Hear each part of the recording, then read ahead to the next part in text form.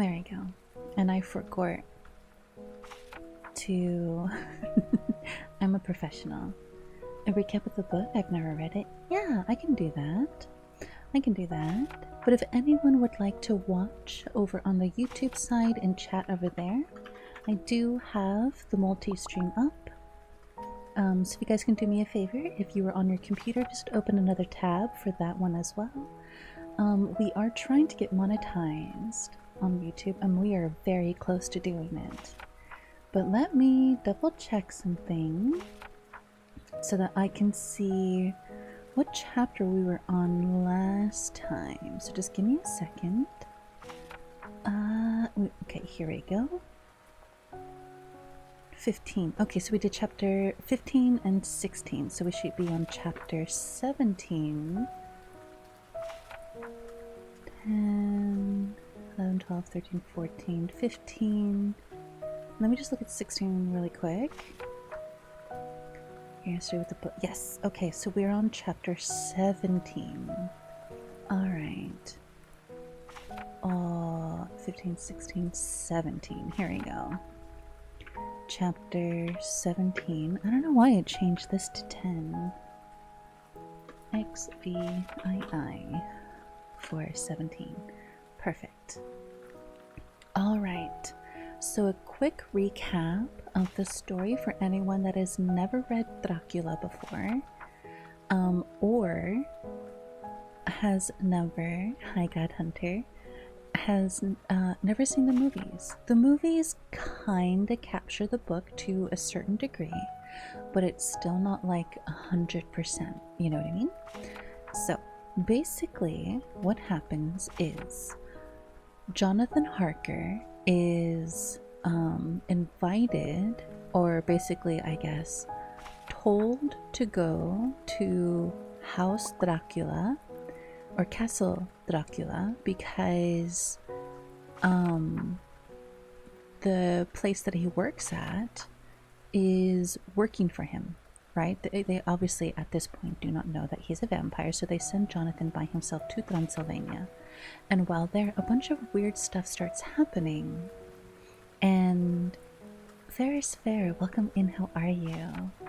So while he's there, a bunch of weird things start happening, like he's losing time, he's seeing weird things, and what ends up happening eventually is he finds out that the Count is a monster. He doesn't quite understand what kind of monster yet, but he understands that the Count is not human, that there's something odd about him. And when Dracula hires men to bring basically like crates of earth into his new home in London, that's when he finds out that Dracula he looks different. He doesn't look as old. He looks younger, he's looking healthier, and it's very strange to Jonathan because the people that are hired to like do some work and do the digging to fill up the crates of dirt, some of them disappear, and then Jonathan finds out that Dracula is actually consuming them. He's drinking their blood and letting their bodies just be where they lie, but he hides the bodies slightly so that the other workers don't see. But when Dracula leaves, his wives are still there, and he tells his wives that they can go ahead and feed off of the Count, that they can feed off of Jonathan. And so Jonathan finds out what's going on, and he's like, well, I'm not just gonna sit here and let them eat me. So he gets away. He manages to get away. But then it circles back to Mina, Jonathan's fiance, and Lucy, who is her best friend. And they're on vacation in a small town by the sea. And their house that they're staying at, Lucy's friend's house, Mina's friend's house, it's Lucy's house, her family house.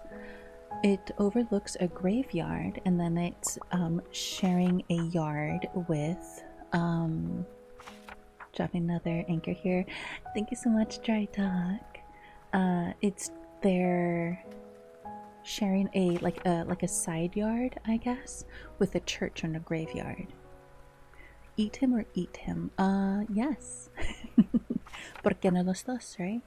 So then, while Mina and Lucy are there, Lucy starts sleepwalking and having these weird, like, at-night tantrums and disappearances. And Mina one day finds Lucy during this huge storm that consumes the coast in this village. And people are freaking out because there's what looks to be an abandoned ship making its way towards the harbor. And they see, like with the spyglass, they see that someone has tied themselves to the ship's steering wheel, right? I don't know what the actual word for it is called, but it's basically the steering wheel, right, for the boat. And so on this exact night, there's a huge storm. There's a ship that looks like it's about to be like crash into the coast, like on the pier or by the pier, or technically docks, where all these other ships are. And Lucy is outside, and something is like beside her. But when Mina gets closer to where Lucy is, there's nothing there, but she has these really weird 2 bite marks or 2 marks on her neck. And she goes, some animal came over to Lucy while she was asleep and bit her. So Mina brings Lucy back into the house, and then the next day she gets a letter about Jonathan, because at this whole entire time they're on this break and he's at Transylvania, he's not sending letters to her. He keeps writing them and sending them off, but she's not getting them. And the Count basically made certain that people thought that Jonathan was okay because he had him write a bunch of letters ahead of time. And then suddenly they just stopped. They were not coming anymore. So Mina hasn't heard from Jonathan for a very long time. And so she finally gets one, finds out that he's in a hospital somewhere, basically in Transylvania. So she goes to him and she finds him, and he's like, she asks him, where have you been? What's been going on since this entire time where you were not, writing letters? And he tells her, I don't remember. I just remember waking up here. I left London and I got to the castle, and then I don't remember, and I woke up here. And she's just like, well, that's weird, but something really, really bad must have happened for your brain to just block it out. And he goes, well, I know that the entire time I was there, I was writing in my journal.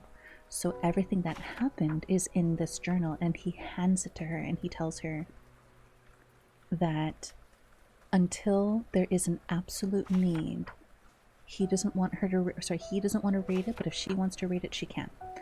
And she says, I will not read this until there is a need, until we both agree that there is a need. So meanwhile, while Mina is with Jonathan, and they get married while they're there, he's recovering from being sick and everything. And Mina marries Jonathan Harker. So now she is Mina Harker. So while that's happening, back with Lucy, she gets engaged to a man named Anthony or Andrew, something like that.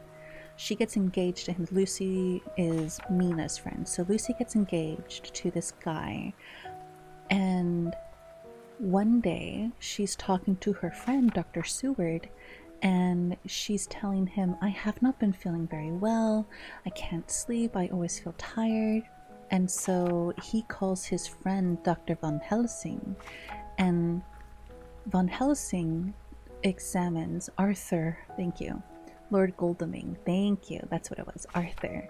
I knew it started with an A, but I couldn't remember.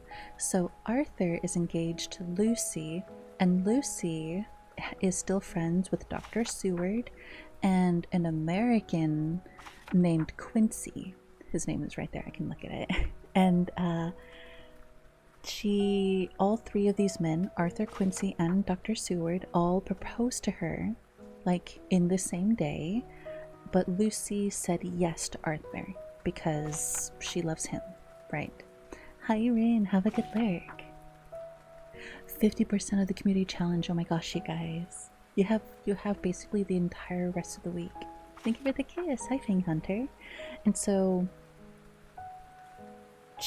Lucy is telling Dr. Seward about not feeling very well, but she doesn't want to worry her mother, because Lucy's mother is Miss Westerna. Her mother is she has a weak heart, so one big shock could basically end it all, you know? And so she tells Dr. Seward what's going on. He calls Von Helsing. Von Helsing shows up and basically is just like, okay, well, you're lacking blood, so we're gonna do a transfusion. So for the next like couple days, between Quincy, Arthur, Dr. Seward, and Dr. Von Helsing, they keep giving her transfusions, right? And every day she wakes up, and some days she wakes up and she's okay, and some days she like looks even worse. And they keep noticing the 2 bites on her neck. And so they decide, we're gonna stay here for a couple days and we're gonna try and find out what's going on. Like, we're gonna watch you 24/7 between Dr. Seward and Von Helsing, but they both have their own jobs they need to do. And so sometime between the trade-off where Dr. Seward is supposed to leave and Dr. Von Helsing shows up, there's a letter that does not get delivered to Dr. Seward. So then Lucy is at the house by herself with her mom and her maids. And a wolf escapes the zoo and breaks down the window in Lucy's room. And there's this weird like blast of air, and something is attacking Lucy, and Lucy's mom is in the room because she was so worried about Lucy's health. And Lucy's mom's, gets scared because of the wolf and the do drink, Thyrines. It's we don't have a tea command anymore, just do drink. That's actually a good idea. Let me write that down. Really quick, I'm so sorry. Valonia, can you do me a favor? Can you send me a DM that says add tea, coffee, and cocoa to drink command? That way I don't forget to do that. But anyways, so Lucy's mom is in the room, gets scared because of the wolf breaking down the window, and the weird air that's like the weird gust of air is like pushing down and holding down Lucy, and she can't get out of bed. And Lucy turns and she sees her mom on the ground, and she's clutching at her chest, and she just like, she's gone, right? So the maids, they hear the crash and they go to Lucy's room, and they see her get out of bed, and they see Lucy's mom, and they think, oh, she was screaming because something broke the window during the storm that's going on. And what we're going to do is we're going to set up Lucy in one of the other rooms away from the setup that Dr. Von Helsing had. So all the windows were closed and locked. There was garlic all over the place. She was wearing a cross. And they set her up in another room, and they don't bring the garlic into that room. So then the maids, to go calm themselves, they go and they have a glass of sherry because Lucy told them to. They didn't just go do it of their own choice. They were told to do this. So they go, they take a glass of sherry, they take a sip, and then they pass out. Someone laced the sherry with laudanum, which is something that makes them pass out and fall asleep. So the next day, when Von Helsing and Dr. Seward show up at Lucy's house, Lucy is on her deathbed. They try what they can to try and save her because she is past the point of their help. They literally cannot do another transfusion. They can't do anything to help her. So they call Arthur, and they tell him, we've tried our best, and unfortunately it wasn't enough. So say your goodbyes, basically, to your fiance. And he does, and then Lucy passes. So then a couple days later, Van Helsing tells Dr. Seward that there is this story going around town about something the kids around the area are calling the blue fur lady. I don't really know what blue fur means. I actually never really looked up the word. Let's look it up really quick. Blue fur. Blue fur lady. Blue fur. What does blue fur lady mean?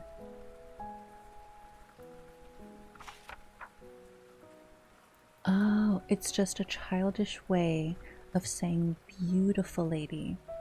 The blue fur. Okay. So she's a beautiful lady, right? Because Lucy is known to be a very gorgeous person throughout the entire book. So there's a blue fur lady attacking kids, right? A beautiful lady attacking these kids in the area. And Van Helsing tells Dr. Seward that they have to go to Lucy's tomb to do some investigating. And Dr. Seward at first doesn't quite understand until they get there. And they go to her crypt where Lucy has been sealed in her crypt, right? And they open it up and she's not in there. So then later that night, Dr. Seward and Dr. Van Helsing are hanging around in the graveyard, and they're waiting, and they're waiting, and they're waiting, and finally they see this beautiful figure. So when Lucy was passing away, before she passed away, she looked like very, very sick before she died. And then when they see her after she died, she's walking around and she's holding a child in her arms, and she looks like she never died. She looks like some kind of strange, ethereal, but like almost evil looking type of beauty. And so she stops and she starts feeding on the child, and that's when Van Helsing and Dr. Seward, they don't stop her, they wait, because she puts the kid down afterwards and she goes back into the tomb, and that's when Dr. Van Helsing seals it off. He puts garlic paste around the entrance so she cannot leave because garlic repels, right? So when they go, they look at the child is still alive, if not, worn out, I guess I should say. So they decide that after what they just saw, they have to include Quincy and Arthur before they do anything else. So they take the child, they deliver the child to the police, and then they go to Quincy and Arthur, and they say, and Dr. Van Helsing basically tells them, I have to do something, but I need your permission. But before I need your permission and I tell you what I'm going to do, I need to show you something. So then they all go to the they all go to the graveyard, and Arthur has to see within his own eyes that Lucy is not who she is. She is not her normal pure self, right? She is not his love. And when they do the deed of what needs to be done to basically destroy her, they're all there together. And while all that is happening, after all that happens, Van Helsing hears from Dr. Seward about Lucy's friend Mina.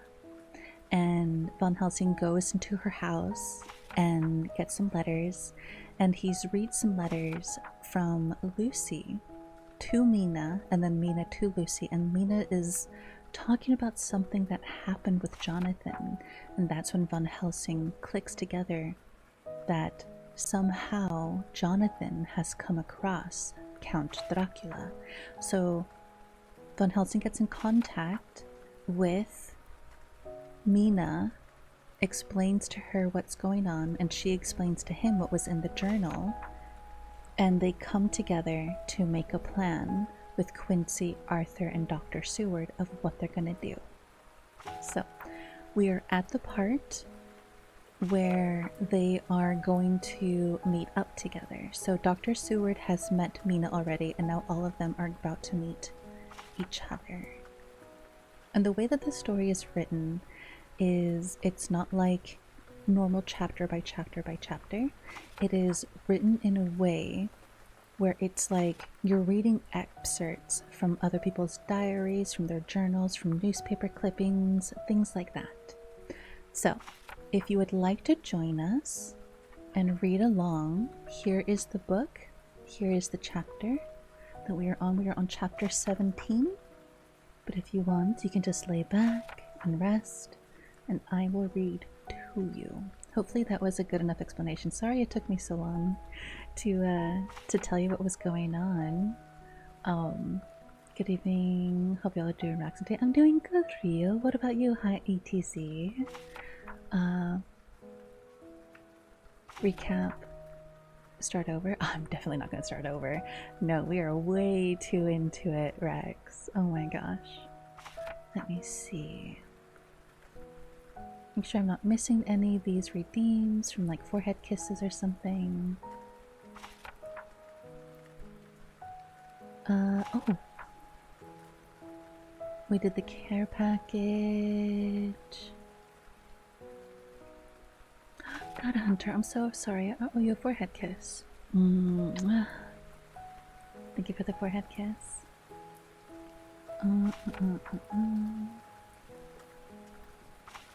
Okay.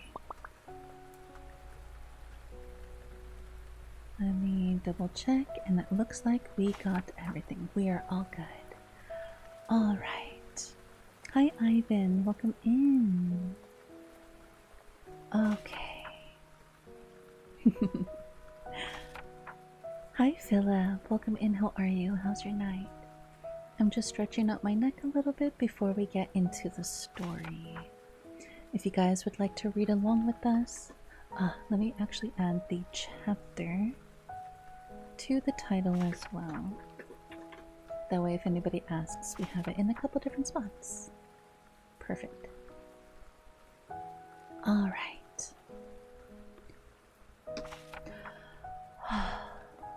Let's get started. Let me do one other little adjustment.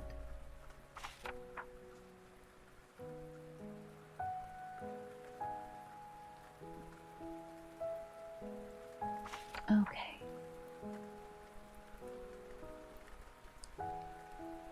Chapter 17, Dr. Seward's Diary. When we arrived at the Berkeley Hotel, Von Helsing found a telegram waiting for him. And coming up by train, Jonathan at Whitby, important news. Mina, Haka. The professor was delighted. Ah, that wonderful Madame Mina, he said. Pearl among women. She arrived, but I cannot stay. She must go to your house, dear friend John. Wait, I think we read this. We must meet her at the station. I think we read this. We did. Okay, so we're on chapter 18, actually. We read all this. Okay, yeah, so we're on chapter 18.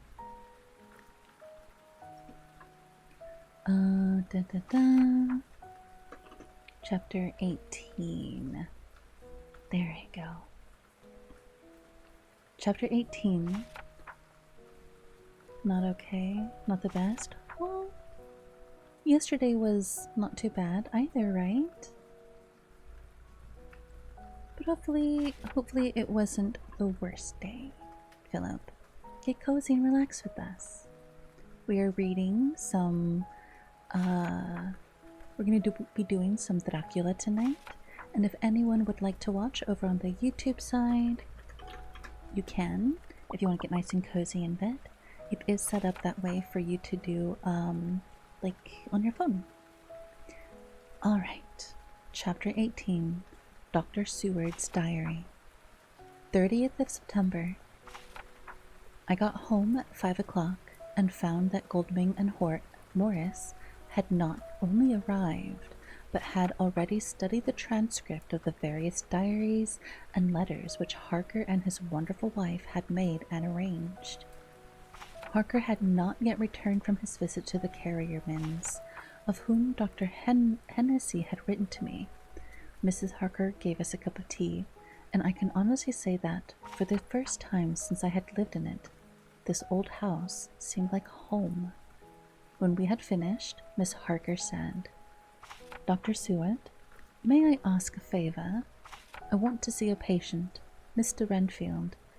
Do let me see him. But you have said of him in diary interest me so much. What you have said of him in your diary interests me so much." She looked so appealing and so pretty that I could not refuse her, and there was no possible reason why I should. So I took her with me. When I went into the room, I told the man that a lady would like to see him. To which he simply answered, "Why?" "She is going through the house and wants to see everyone in it," I answered. "Oh, very well," he said. "Let her come in by all means, but just wait a minute till I tidy up the place." His method of tidying up is peculiar. He simply swallowed all the flies and spiders in the boxes before I could stop him. It was quite evident that he feared, or was jealous of, some interference. When he had got through his disgusting task, and he said cheerfully, "Let the lady come in," and sat down on the edge of his bed with his head down, with his eyelids raised, so he could see her as she entered. For a moment I thought that he might have some homicidal intent. I remembered how quiet he had been just before he attacked me in my own study, and I took care to stand where I could seize him at once if he attempted to make a spring at her. She came into the room with an easy gracefulness which would at once command the respect of any lunatic, for easiness is one of the qualities mad people most respect. She walked over to him, smiling pleasantly, and held out her hand. "Good evening, Mr. Renfield," she said. "You see, I know you, for Dr. Seward has told me of you." He made no immediate reply, but eyed her all over intently, with a set frown on his face. This look gave way to one of wonder, which merged in doubt. Then, to my intense astonishment, he said, "You're not the girl the doctor wanted to marry, are you?" "You can't be, you know, for she's dead." Mrs. Harker smiled sweetly as she replied, "Oh no, I have a husband of my own to whom I was married before I saw Dr. Stewart, or he me. I am Mina Harker." "Then what are you doing here?" "My husband and I are studying on a visit with Dr. Seward." "Then don't stay." "Why not?" I thought that his style of conversation might not be pleasant to Miss Harker, any more than it was to me, so I joined in. "How did you know I wanted to marry anyone?" he replied. His reply was simply contemptuous, given in a pause in which he turned his eyes from Mina Harker to me, instantly turning them back again. "What an asinine question!" "I don't see that at all, Mr. Renfield," said Mrs. Harker, at once championing me. He replied to her with as much courtesy and respect as he had shown contempt to me. "You will of course understand, Miss Harker, that when a man is so loved and honoured as our host is, everything regarding him is of interest in a little community. Dr. Seward is loved not only by his household and his friends, but even by his patients, who, being some of them hardly in mental equilibrium, are apt to distort causes and effects. Since I myself have been an inmate of the lunatic asylum, I cannot but notice that the sophistic tendencies of some of its inmates lean towards the errors of non causa and ignoratio elenchi. I positively opened my eyes at this new development.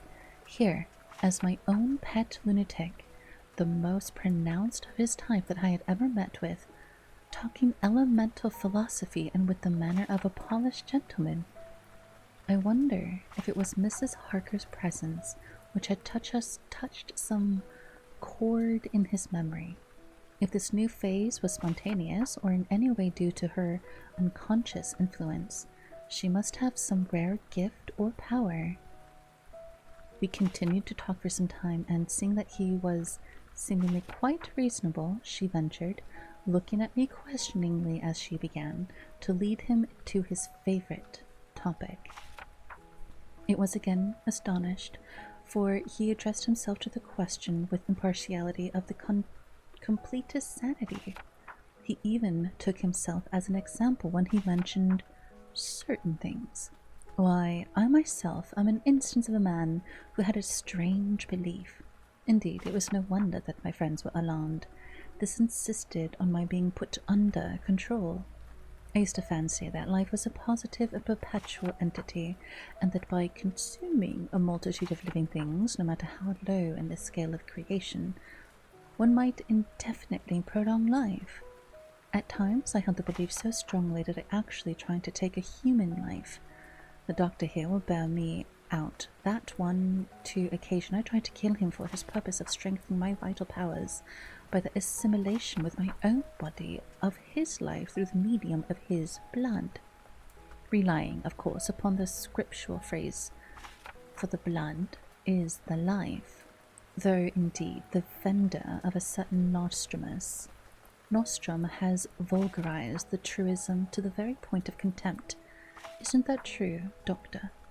I nodded assent, for I was so amazed that I hardly knew what to either think or say.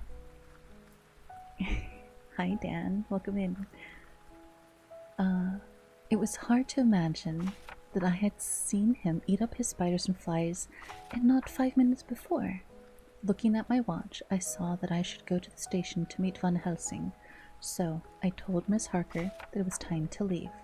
She came at once after saying pleasantly to Mr. Renfield, "Goodbye. I hope that I see you often, under auspicious pleasanter to yourself." To which, to my astonishment, he replied, "Goodbye, my dear. I pray God I may never see your sweet face again. May He bless and keep you." When I went to the station to meet Van Helsing, I left the boys behind me. Poor Art seemed more cheerful than he was since Lucy's first took ill, and Quincy is more like his own bright self than he has been for many a long day. Van Helsing stepped from the carriage with the eager nimbleness of a boy. He saw me at once and rushed up to me, saying, "Friend John, how goes all? Well, so I have been busy, for I come here to say, if need be. All affairs are settled with me, and I have much to tell. Madam Mina is with you?" "Yes." "And her so fine husband?" "And Arthur, my friend Quincy. They are all with you too?" "Good." As I drove to the house, I told him of what had passed, and of how my own diary had come to be of some use through Miss Harker's suggestion, at which the professor interrupted me. "Oh, that wonderful Madam Mina. She has a man's brain, a brain that a man should have, were he much gifted, and a woman's heart. The good God fashioned her for a purpose, believe me, when he made that so good combination. Friend John, up to now fortune has made that woman of help to us. After tonight, she must not have to do with this so terrible affair.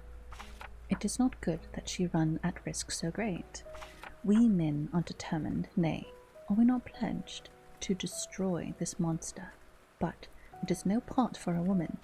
Even if she be not harmed, her heart may fail her in so much and so many horrors, and hereafter she may suffer, both in waking from her nerves and in sleep from her dreams, and besides, she is a young woman and not so long married. There may be other things to think of some time, if not now. You tell me she has wrote all, then she must consult with us, but tomorrow she say goodbye to this work, and we go alone."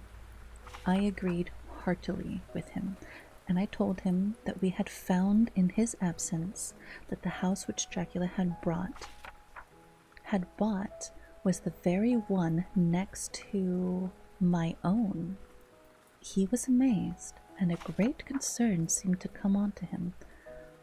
Ah, that we had known it before, he said, for then we might have reached him in time to save poor Lucy. However, the milk that is spilled cries not out afterwards, as you say. We shall not think of that, but go on our way to the end. Then he fell into a silence that lasted till we entered my own gateway. Before we went to prepare for dinner, he said to Miss Harker, I am told, Madam Mina, by my friend John, that you and your husband have put up in extra order all things that have been up to this moment. Not up to this moment, Professor, she said impulsively, but up to this morning. But why not up till now? We have seen hitherto how good light all the little things have made. We have told our secrets, and yet no one who has told is the worse for it. Miss Harker began to blush, and taking a paper from her pockets, she said, Dr. Van Helsing, you will read this and tell me if it must go in. This is my record of today. I, too, have seen the need of putting down at present everything, however trivial, but there is little in this except what is personal must go in. The professor read it over gravely and handed it back, saying, It need not go in if you do not wish it, but I pray that it may. I can but make your husband love you the more, and all us, your friends, more honour you, as well as more esteem and love. She took it back with another blush and a bright smile, and so now, up to this very hour, all the records we have are complete and in order. The professor took away one copy to study after dinner, and before our meeting, which is fixed for 9 o'clock, the rest of us have already read everything. So when we meet in the study, we shall all be informed as to the facts, and can arrange our plans of battle with this terrible and mysterious enemy. The scale will start bouncing. The scale will? What do you mean? Hi, Obliterator. So, Obliterator, we have a new command. Do exclamation point drink. There you go. Do exclamation point drink. And that is the new drink command. It's still a work in progress, so it's not 100% just yet, but it is something we are working on. Hold on. That makes so much more sense to me.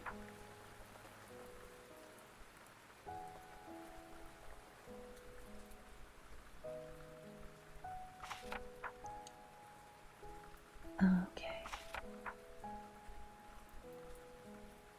Alright. Drink some water and then we'll continue.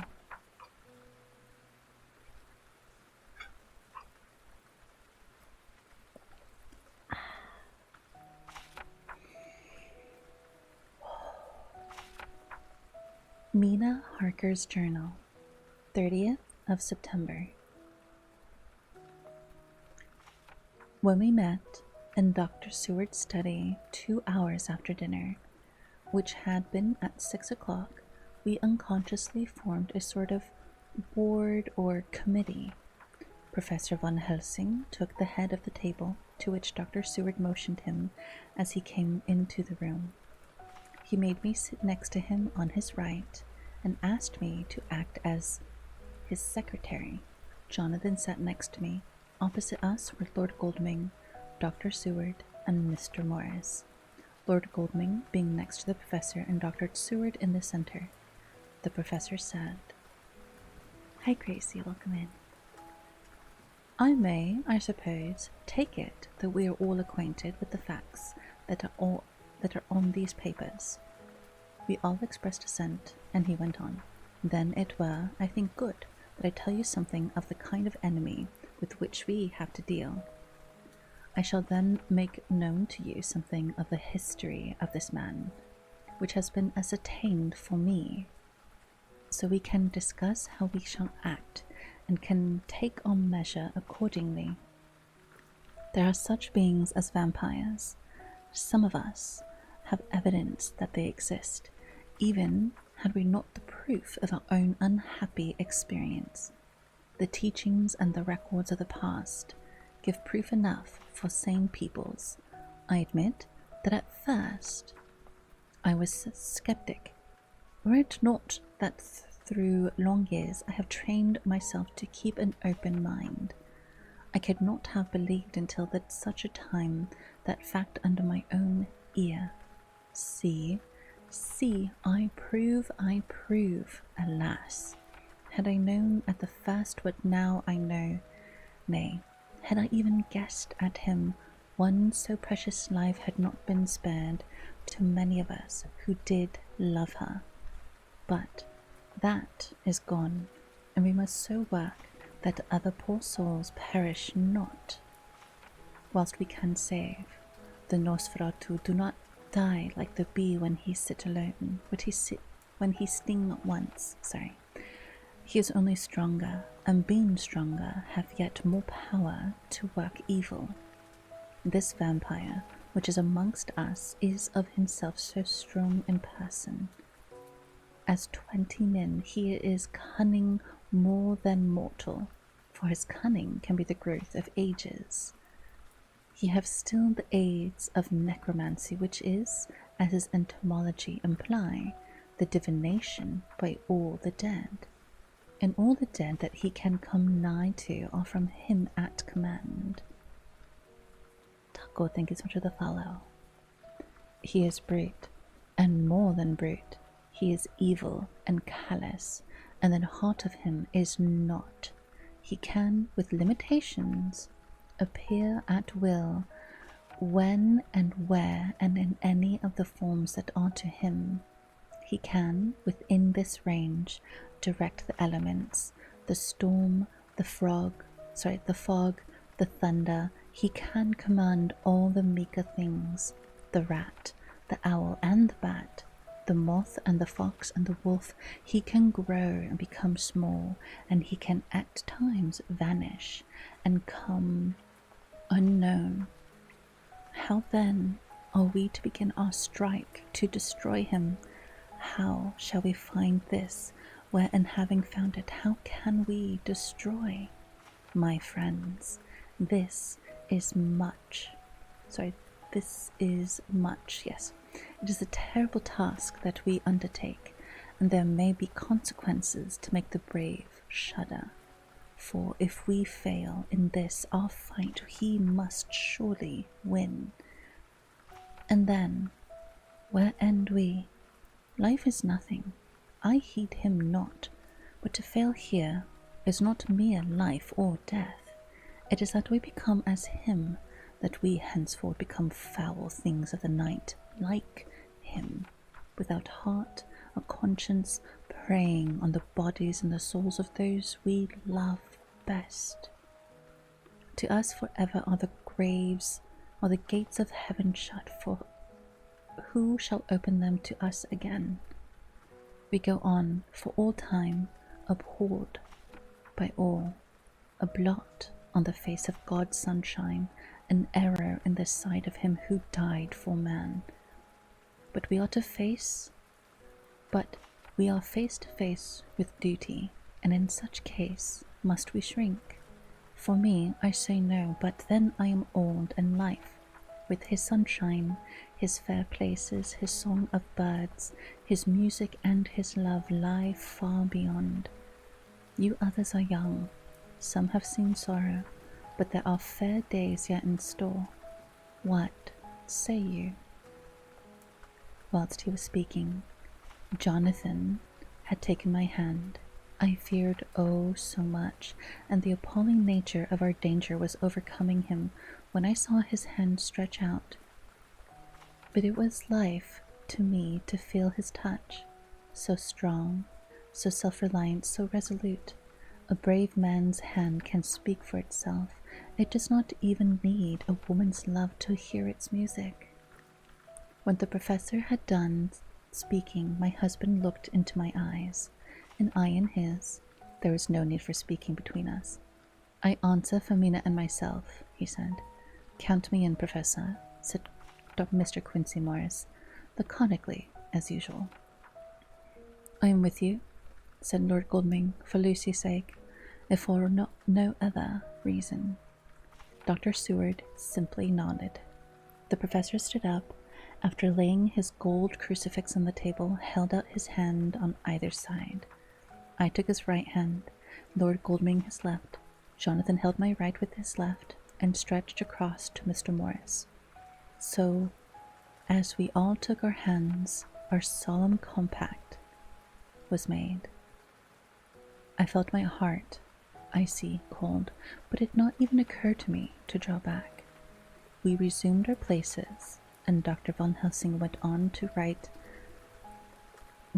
with a sort of cheerfulness which showed that the serious work had begun. It was to be taken as gravely, as in as businesslike a way as any other transaction of his life. Dirty F, welcome in, how are you? Well, you know what we have to contest with. But we, too, are not without strength. We have on our side power and compassion, a power denied to the vampire kind. We have sources of science. We are free to act and think, and the hours of the day and the night are ours equally. In fact, so far as our powers extend, they are unfettered, and we are free to use them.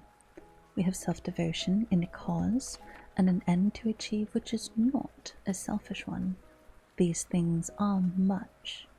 Now, let us see how far the general powers arrayed against us are restrict, and how the individual cannot.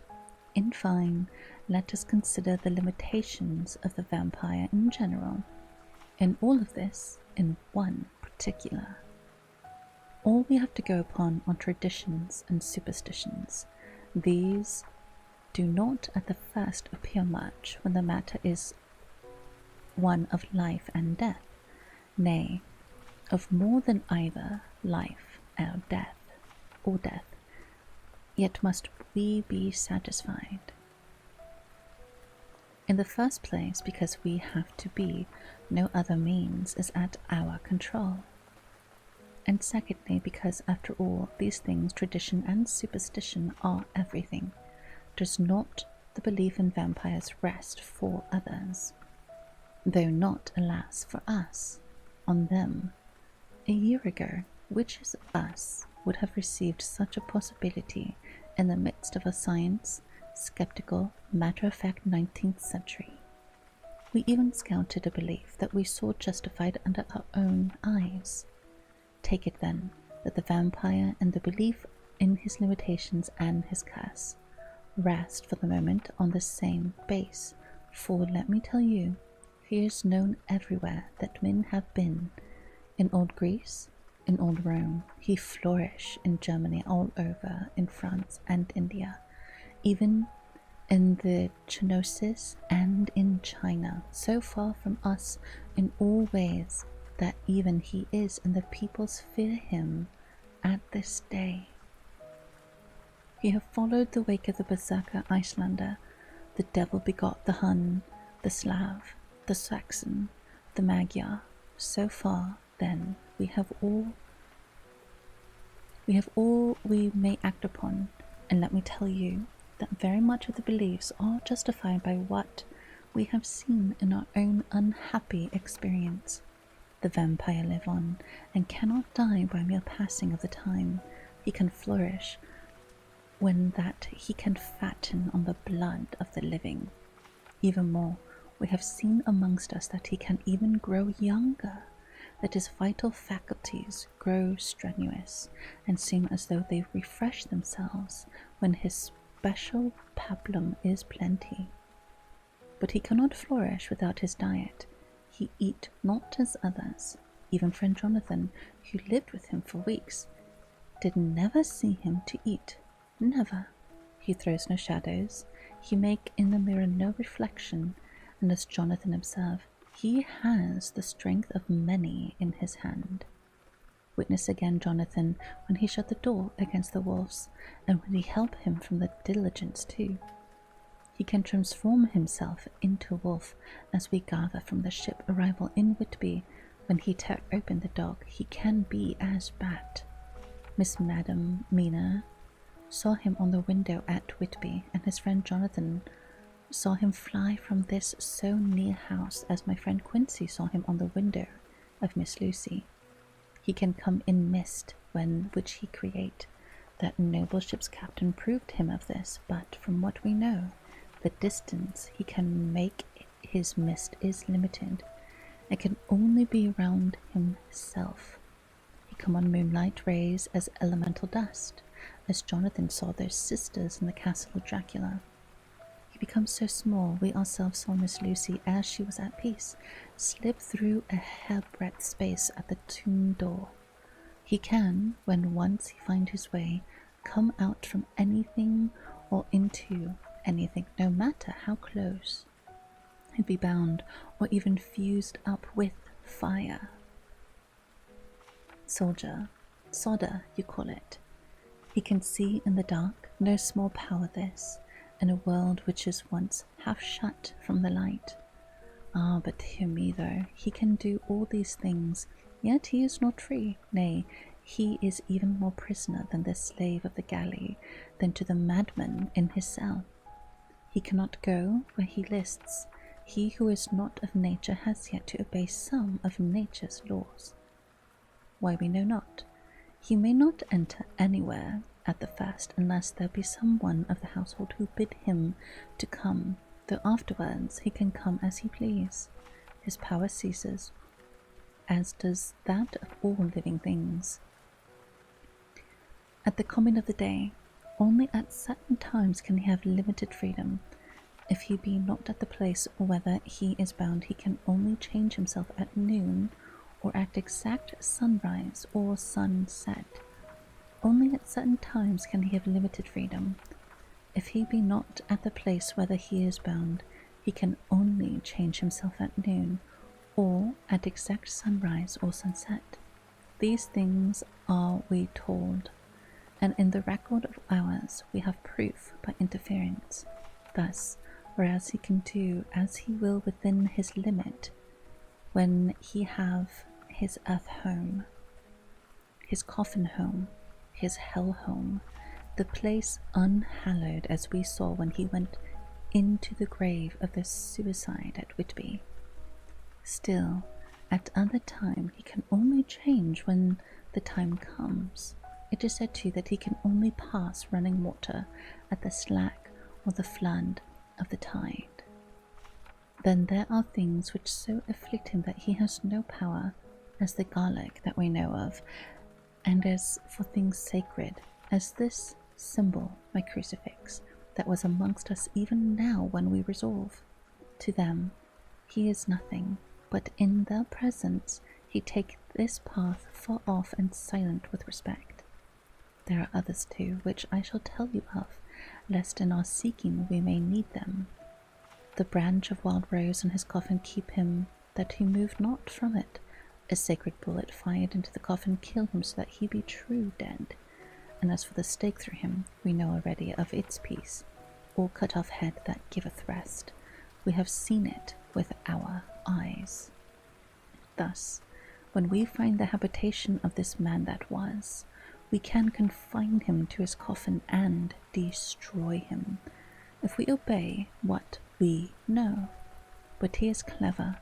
I have asked my friend Omenes of Budapest University to make his record, and from all the means that are, he tell me of what he has been.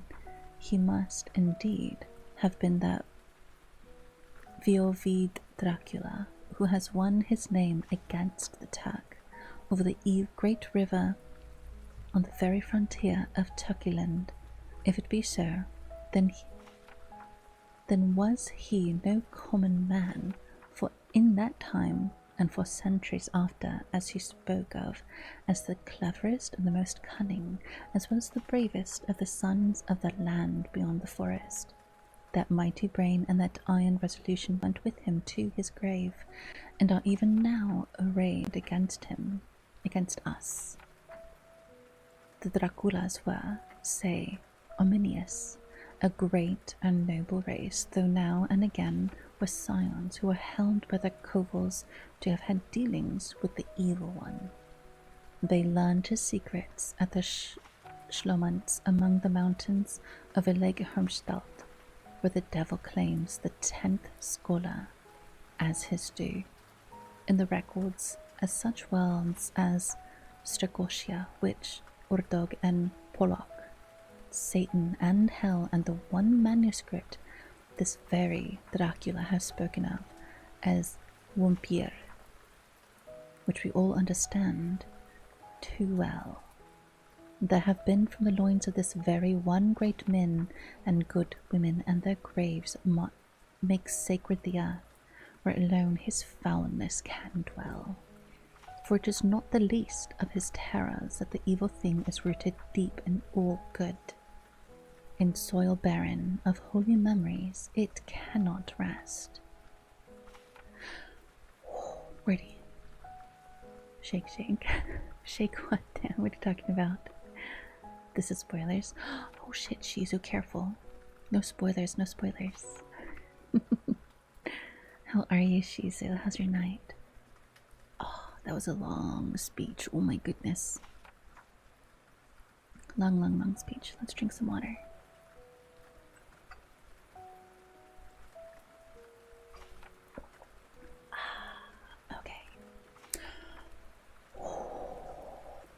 I have a friend staying over, so I'm gonna cook things.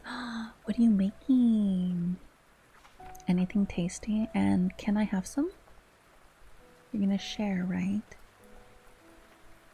Bolognese. Yeah, I'm on my way. We're gonna end stream. I'm gonna go over to Shizu's for some dinner. I'm just kidding. I'm just kidding. Oh, hit my mic. Alright.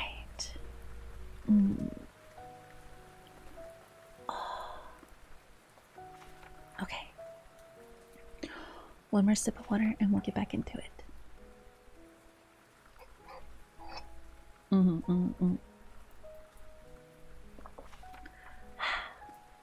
We'll enjoy dinner, Shizu. Hopefully it's really good. I'm gonna go ahead and get back into the story though. Okay. While they were talking, Mr. Morris was looking steadily at the window, and he now got up quietly and went out of the room. There was a little pause, and then the professor went on. And now we must settle what to do. We have here much data, and we must proceed to lay out our campaign. We know from the inquiry of Jonathan that from the castle to Whitby came 50 boxes of earth, all of which were delivered at Carafax. We also know that at least some of these boxes have been removed. It seems to me that our first step should be ascertain whether all the rest remain in the house beyond that wall where we looked today, or whether any more have been removed. If the latter, we must trace. Here we were interrupted by a very startling way. Outside the window came the sound of a pistol shot, and the glass of the window was shattered like a bullet, which, ricocheting from the top of the embrasure, struck the far wall of the room. I am afraid I am at heart a coward, for I shrieked out. The men all jumped to their feet. Lord Goldming flew over to the window and threw up the sash. As he did so, we heard Mr. Morris's voice without. "Sorry, I fear I have alarmed you. I shall come in and tell you about it." A minute later he came in and said, "It was an idiotic thing of me to do, and I ask your pardon, Mr. Harker, most sincerely. I fear I must have frightened you terribly, but the fact is that whilst the professor was talking, there came a big bat and sat on the windowsill. I've got such a horror of the damned brutes from the recent events that I cannot stand them. I went out to have a shot, as I have been doing of late in the evenings. Whether I have seen one, as I've been doing late in the evenings whenever I have seen one. There I go, okay. You used to laugh at me for it then, Art. Did you hit it? Asked Dr. Van Helsing. I don't know. I fancy not, for it flew away into the wood. Without saying any more, he took his seat, and the professor began to resume his statement. We must trace each of these boxes, and when we are ready, we must either capture or kill this monster in his lair, or we must, so to speak, sterilize the earth so that no more he can seek safety in it. Thus, in the end, we may find him in this form of man between the hours of noon and sunset, and so engage with him that he is at his most weak. And now for you, Madamina, this night is the end until all be well. You are too precious to us to have such risk. When we part tonight, you no more must question. We shall tell you all in good time. We are men and we are able to bear, but you must be our star and our hope, and we shall act all the more free that you are not in danger, such as we are. All the men, even Jonathan, seemed relieved, but it did not seem to me good that they should brave danger and, perhaps, lessen their safety, strengthen being the best safety. They'll care for me. But their minds were made up, and though it was a bitter pill for me to swallow, I could say nothing, save to accept their chivalrous care of me. Mr. Morris resumed the discussion. As there is no time to lose, I vote we have a look at his house right now. Time is everything with him, and swift action on our party may save another victim. I own that my heart began to fail me when the time for action came so close. But it did not say anything, for I have a greater fear that if I appeared as a drag or hindrance to their work, they might even leave me out of their counsels altogether. They have now gone off to Carfax, which means to get into the house. Manlike, they have told me to go to bed and sleep, as if a woman could sleep when those she loves are in danger. I shall lie down and pretend to sleep, lest Jonathan have added anxiety about me when he returns. Will do, thank you. Dracula snoopin', he was Snoopy Snoop. My bad, gang, didn't mean to shoot your window in. I saw a freaky out bat this guy. Right, exactly what happened. But I miss. Hi, Bonewalker, welcome in. We're not too far into chapter 18. It's just the group meeting up and making plans, basically, for what they're going to do now that they know where Dracula is, where his residency is, now that he's in London. Or Carfax, technically. Personally, I prefer a bat outside my windowsill than a hole in my window. I mean, with the bat could have been Dracula, right? You don't want the enemy to know your plans. I would have risked the shot too, no problems. I'm at work, my siren. Can't stay long, but I finally catch one of your live streams. Hi! Hi, Van! Welcome in! Love your content, my siren. Thank you! Hopefully you're having a good day at work. Hopefully work is going well. I just got my head out from under the monstrosity in my shop. Consumer states. What? I just shut the curtain. Just be like, and close the window. As if a bat can't hear you. That's how it works, Cookie. Exactly. You're so right for that. You're so real for that. It's exactly how it works. Imagine.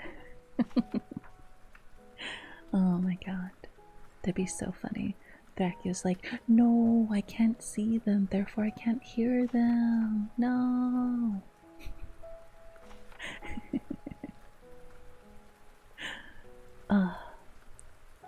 Okay. Let's see. We're gonna do, yeah, about another 30 minutes, and then we'll take a quick break. It was Charlie's sonar, Why is it critical? It could have been. It could have been sonar. This is why mechanics will always have jobs. AI would be chewing tobacco and cussing right along with you. True. Mechanics are, they're pretty important, right? They're the ones that fix all the machines when they go bad or break. They're gonna break. That's what always happens. Okay. Let's get back into it. Dr. Seward's diary. 1st of October, 4 a.m.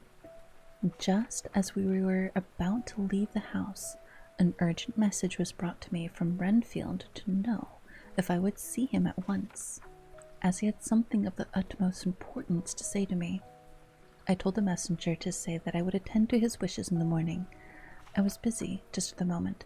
The attendant added, "He seems very important, sir. I've never seen him so eager, and I don't know what if I don't see him.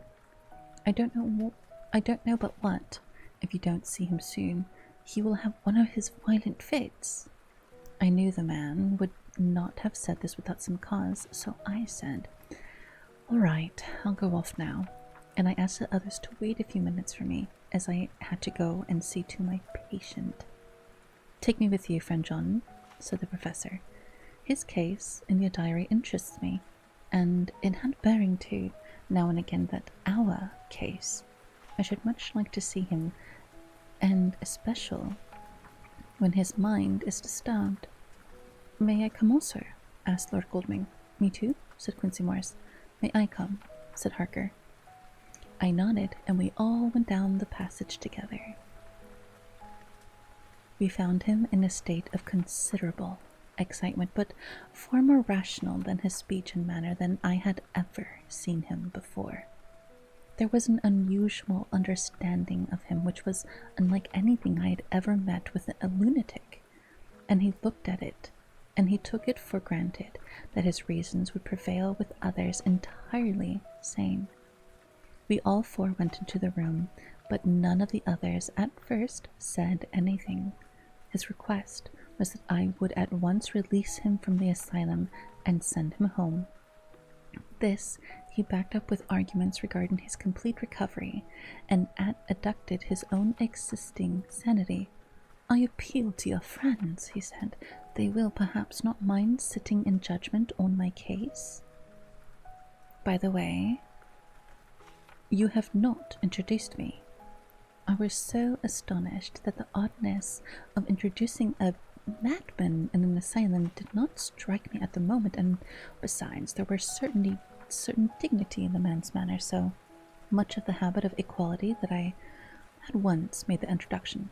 Lord Goldming, Professor Van Helsing, Mr. Quincy Morris of Texas, Mr. Renfield. He shook hands with each of them, saying in return, "Shadow! Hi, Shadow! Thank you so much for the raid! The gang meets Renfield." Complain for 2 seconds, I'm gonna be like and listen. Enjoy your alert! Thank you. Hi! How was Rivals? Did you have a good time? So, if you need to raid and run, I understand. But if you want to hang out, you're more than welcome to. Just make sure to do your after stream care, okay? Lord Goldming, I had the honour of seconding your father at the Wyndham. I grieve to know by your holding the title that he is no more. He was a man loved and honoured by all who knew him, and in his youth was, I have heard, the inventor of a burnt rum punch, much patronised on Derby night. Mr. Morris, you should be proud of your great state. Its reception into the Union was a precedent which may have far-reached effects hereafter, when the Pole and the Tropics may hold alliance to the Stars and Stripes. The power of treaty may yet prove a vast engine of enlargement when the Monroe Doctrine takes its true place as a political fable. What shall any man say of his pleasure at meeting Van Helsing? Sir, I make no apology for dropping all forms of conventional prefix, when an individual as revolutionized therapeutics by his discovery of the continuous evolution of brain matter Conventional forms are unfitting, since they would seem to limit him to one of the class. You gentlemen, who are by nationality, by heredity, or by the possession of natural gifts, are fitted to hold your respective titles in the moving world. I take to witness that I am as sane as at least the majority of men who are in full possession of the liberties, and I am sure that you, Dr. Seward, humanitarian and medico-jurist as well as scientist, will deem it a moral duty to deal with me as one to be considered as under exceptional circumstances. He made his last appeal with the courtly air of conviction which was not without its own charm. I think we were all staggered. For my own part, I was under the conviction, despite my knowledge of the man's character and history, that his reason had been restored, and I felt under a strong impulse to tell him that I was satisfied as to his sanity and would see about the necessary formalities for his release in the morning. I thought it better to wait, however, before making so grave a statement, for of old I knew the sudden changes to which this particular patient was liable, so I contented myself with making a general statement that he appeared to be improving very rapidly, that I would have a longer chat with him in the morning, and would then see what I could do in the direction of meeting his wishes. This did not seem to satisfy him, for he said quickly, "Magnus! Hi, Magnus! Why, those was fun. Just got Grandmaster joined a team for a big tournament. That's exciting! That's exciting! But Shadow, or Sal, I know you had a long stream, so if you want to relax and just listen, you're more than welcome to. But if you do need to raid and run, I completely understand. You're more than welcome to. But hi, Magnus, how are you? How was stream? Did you have fun? Let me give you a quick shout out.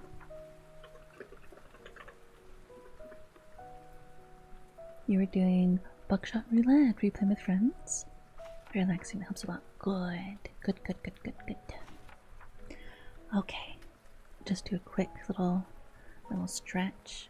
Oh. I need one of those, like, back things to help, like, me support my back. My chair has one, but it's not... This does sound really weird. The curve of my back and how big my ass is, like, I actually, like, need to put a pillow or something behind me. I should probably grab a pillow. Hold on.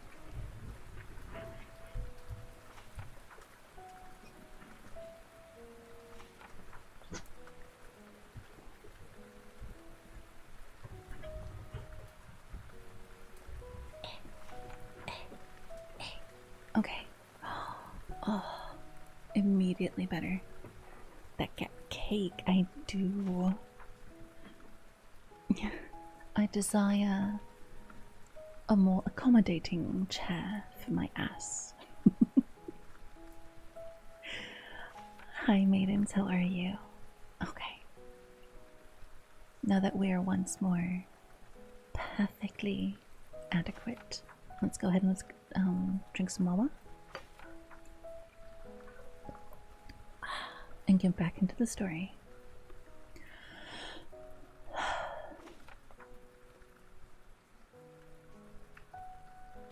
Man, just out here bragging about the cake. I'm sorry, I can't help it.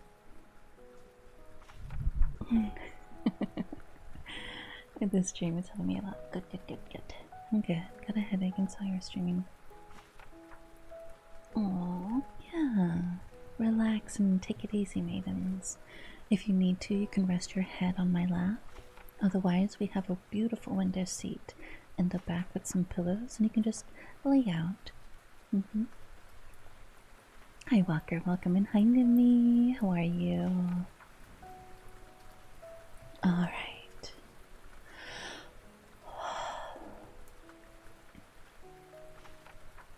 This did not satisfy him at all, for he said quickly, But I fear, Dr. Seward, that you hardly apprehend my wish. I desire to go at once, here, now, this very hour, this very moment, if I may. Time presses, and our unimpeded agreement with the old Scythman, it is of the essence of the contract.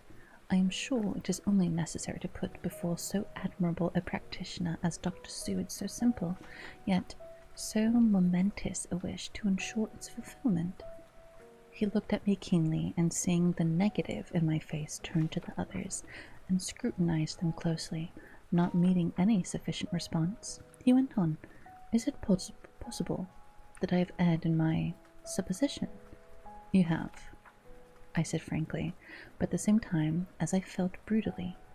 There was a considerable pause, and then he said slowly, "Thank you for the contribution." "Then, I suppose I must only shift my ground of request. Let me ask for this concession, boon, privilege, what you will. I am content to implore in such a case, not on personal grounds, but for the sake of others. I am not at liberty to give you the whole of my reasons, but you may, I assure you, take it from me that they are good ones, sound and unselfish, and spring from the highest sense of duty. Could you look, sir, into my heart, you would approve to the full and sentiment which animate me. Nay, more, you would count me amongst the best and truest of your friends." Again, he looked at us keenly. I had a growing conviction that this sudden change of his entire intellectual method was but yet another form or phase of his madness, and so determined to let him go on a little longer, knowing from experience that he would, like all lunatics, give himself away in the end. Dr. Van Helsing was gazing at him with a look of utmost intensity, his bushy eyebrows almost meeting with the fixed concentration on his look.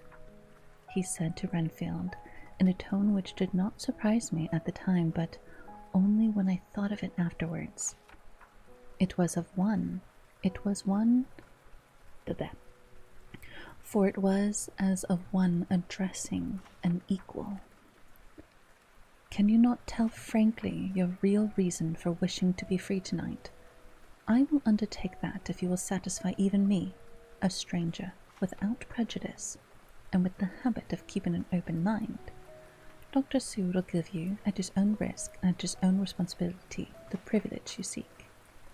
He shook his head sadly and with a look of poignant regret on his face. The professor went on, "Come, sir, bethink yourself. You claim the privilege of reason in the highest degree, since you seek to impress with us your complete reasonableness. You do this, whose sanity we have reason to doubt, since you are not yet released from medical treatment for this very defect. If you will not help us in our effort to choose the wisest course, how can we perform the duty which you yourself put upon us? Be wise and help us. If we can, we shall aid you to achieve your wish." He still shook his head as he said, "Dr. Van Helsing, I have nothing to say. Your argument is complete, and if I were free to speak, I should not hesitate a moment, but I am not my own master in the matter. I can only ask you to trust me. If I am refused, responsibility does not rest with me." I thought it was now time to end the scene, which was becoming too comically grave, so I went towards the door, simply saying, "Come, my friends, we have work to do. Good night." As, however, I got near the door, a new change came over the patient. He moved towards me so quickly that for a moment I feared that he was about to make another homicidal attack. My fears, however, were groundless, for he helped up his two hands imploringly and made his petitions in a moving manner. As he saw that he was very excess of his emotions was militating against him by restoring us more to our old relations, he became still more demonstrative. I glanced at Van Helsing and saw my own conviction reflected in his eyes, so I became a little more fixed on my manner, if not more stern, and motioned to him that his efforts were unavailing. I had previously seen something of the same constantly growing excitement in him when he had to make some request of which at the time he had thought much since, for instance, as when he wanted a cat, and I was prepared to see the collapse to the same sullen acquiescence of this occasion. My expectation was not realized, for when he found that his appeal would not be successful, he got into quite a frantic condition. He threw himself on his knees and held up his hands, wringing them in plaintive supplication, and poured forth a torrent of entreaty, with the tears rolling down his cheeks, and his whole face and form expressed to the deepest emotion. Let me entreat you, Dr. Seward, oh, let me implore you to let me out of this house at once. Send me away how you will and where you will. Send keepers with me and whips with chains. Let them take me in a strait-waistcoat, malanced and leg-ironed, even to a gaol, but let me go out of this. You don't know what you do by keeping me here. I am speaking from the depths of my heart, from my very soul. You don't know whom you wrong or how, and I may not tell. Oh, woe is me, I may not tell. But all you hold sacred, by all you hold dear, by a love that is lost, by a hope that lives, for the sake of the Almighty, take me out of this and save my soul from guilt. Can't hear me, man? Can't you understand? Will you never learn? Don't you know that I am sane and earnest now, that I am no lunatic in a mad fit, but a sane man fitting for his soul? Oh, hear me, let me go, let me go. I thought that the longer this went on and the wilder he would get, and so would bring on a fit, so I took him by the hand and raised him up. Come, I said sternly, no more of this. We have quite enough already. Get your bed and try to behave more discreetly. He suddenly stopped and looked at me intently for several moments. Then, without a word, he rose and, moving over, sat down on the side of the bed. The collapse had come, as on former occasion, just as I had expected. When I was leaving the room, last of our party, he said to me in a quiet, well-bred voice, "You will, I trust, Dr. Seward, do me the justice to bear in mind later on that I did what I could to convince you tonight." And that is the end of chapter 18. Hi, Grimlock. Dreamer Souls, welcome in. How are you? How's your night? Hopefully you're doing well. We are reading Bram Stoker's Dracula, and we are on chapter 19. Let me go ahead and update this.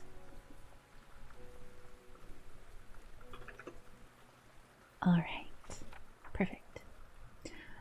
Before we start the next chapter, I think we're going to do a quick little 2-minute break. I'm going to go refresh my water. I'm going to go to the bathroom, and we'll come back and we'll do more reading. So, give me 1 second. Doing good? Just insomnia hitting me hard. It's 4 a.m. Oh, I am so sorry, Dreamer. I'm so sorry. If you need to rest, just lay down and listen. You're more than welcome to hang out. You don't have to say anything if you don't want to.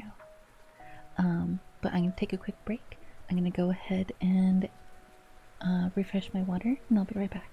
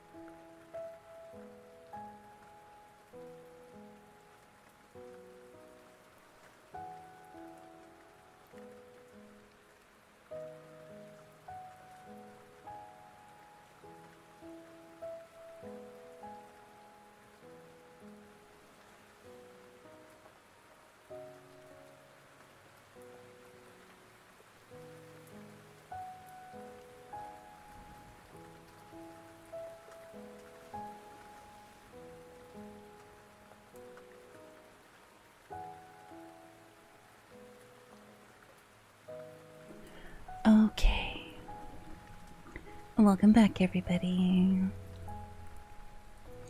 Let's go ahead and let's switch back on over.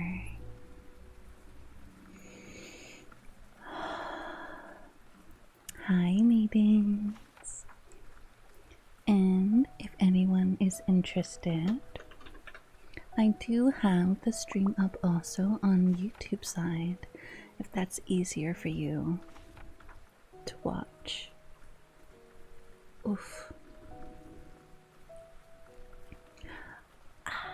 Okay.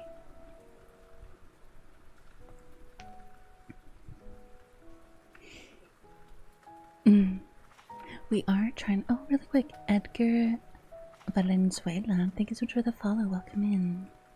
I am trying to get monetized over on YouTube, so if you are able to give me a follow and watch the stream over on YouTube as well, that would really help me out. Envo, I'm so sorry. Thank you for the forehead kiss. Okay. We are on chapter 19 of Dracula. So let's go ahead and let's settle in.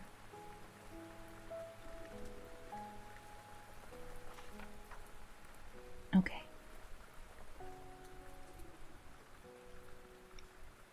I think it's the same day, October 1st. It is the same day, so that was Dr. Seward's diary. This is the same day, but this is Jonathan Harker's journal. Chapter 19, Jonathan Harker's journal. The 1st of October, 5 a.m.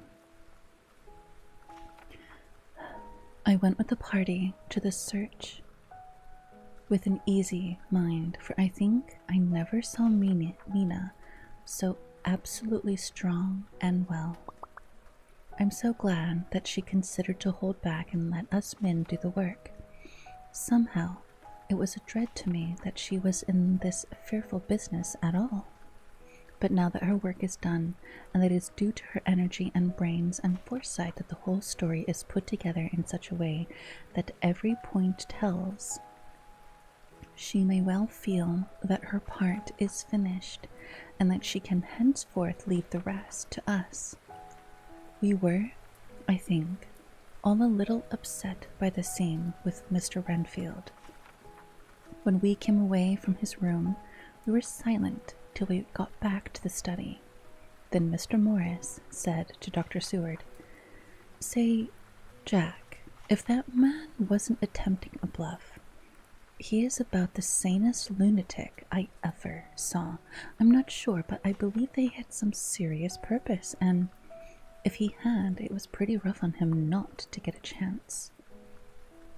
Lord Goldming and I were silent, but Dr. Van Helsing added, "Friend John, you know more of lunatics than I do, and I am glad of it, for I fear that if it had ever been to me to decide, I would have performed that last hysterical outburst had given him free. But we live and learn, and in our present task, we must take no chance, as my friend Quincy would say. All is best as they are." Dr. Seward seemed to answer them both with a dreamy kind of way. "Hi, Chef. Welcome in. How are you?" "Hi, Extero. I don't know, but that I agree with you. If that man had been an ordinary lunatic, I would have taken my chance of trusting him, but he seems so mixed up with the Count in an indexity kind of way that I am afraid of doing anything wrong by helping his fads. I can't forget how he prayed with almost equal fervor for a cat and then trying to tear my throat out with his teeth. Besides, he called the Count Lord and Master, and he may want to go out to help him in some diabolical way. That horrid thing has the wolves and the rats, and his own kind to help him, so I suppose he isn't about trying to use a respectable lunatic. He certainly did seem earnest, though. I only hope we have done what is best. These things, in conjunction with the wild work we have in hand, help to unnerve a man. The professor stepped over and laying his hand on her shoulder said, in his grave, kindly way, "Friend John, have no fear. We are trying to do our duty in a very sad and terrible cause, and we can only do as we deem best. What else have we to hope for except the pity of the god?" Lord Goldming has slipped away for a few minutes, but now he returned. He held up a little silver whistle, and he remarked, "That old place may be full of rats, and if so, I've got an antidote on call." Having passed the wall, we took our way to the house, taking care to keep in the shadows of the trees on the lawn when the moonlight shone out. When we got to the porch, the professor opened his bag and took out a lot of things which he laid on the step, sorting them into 4 little groups, evidently one for each.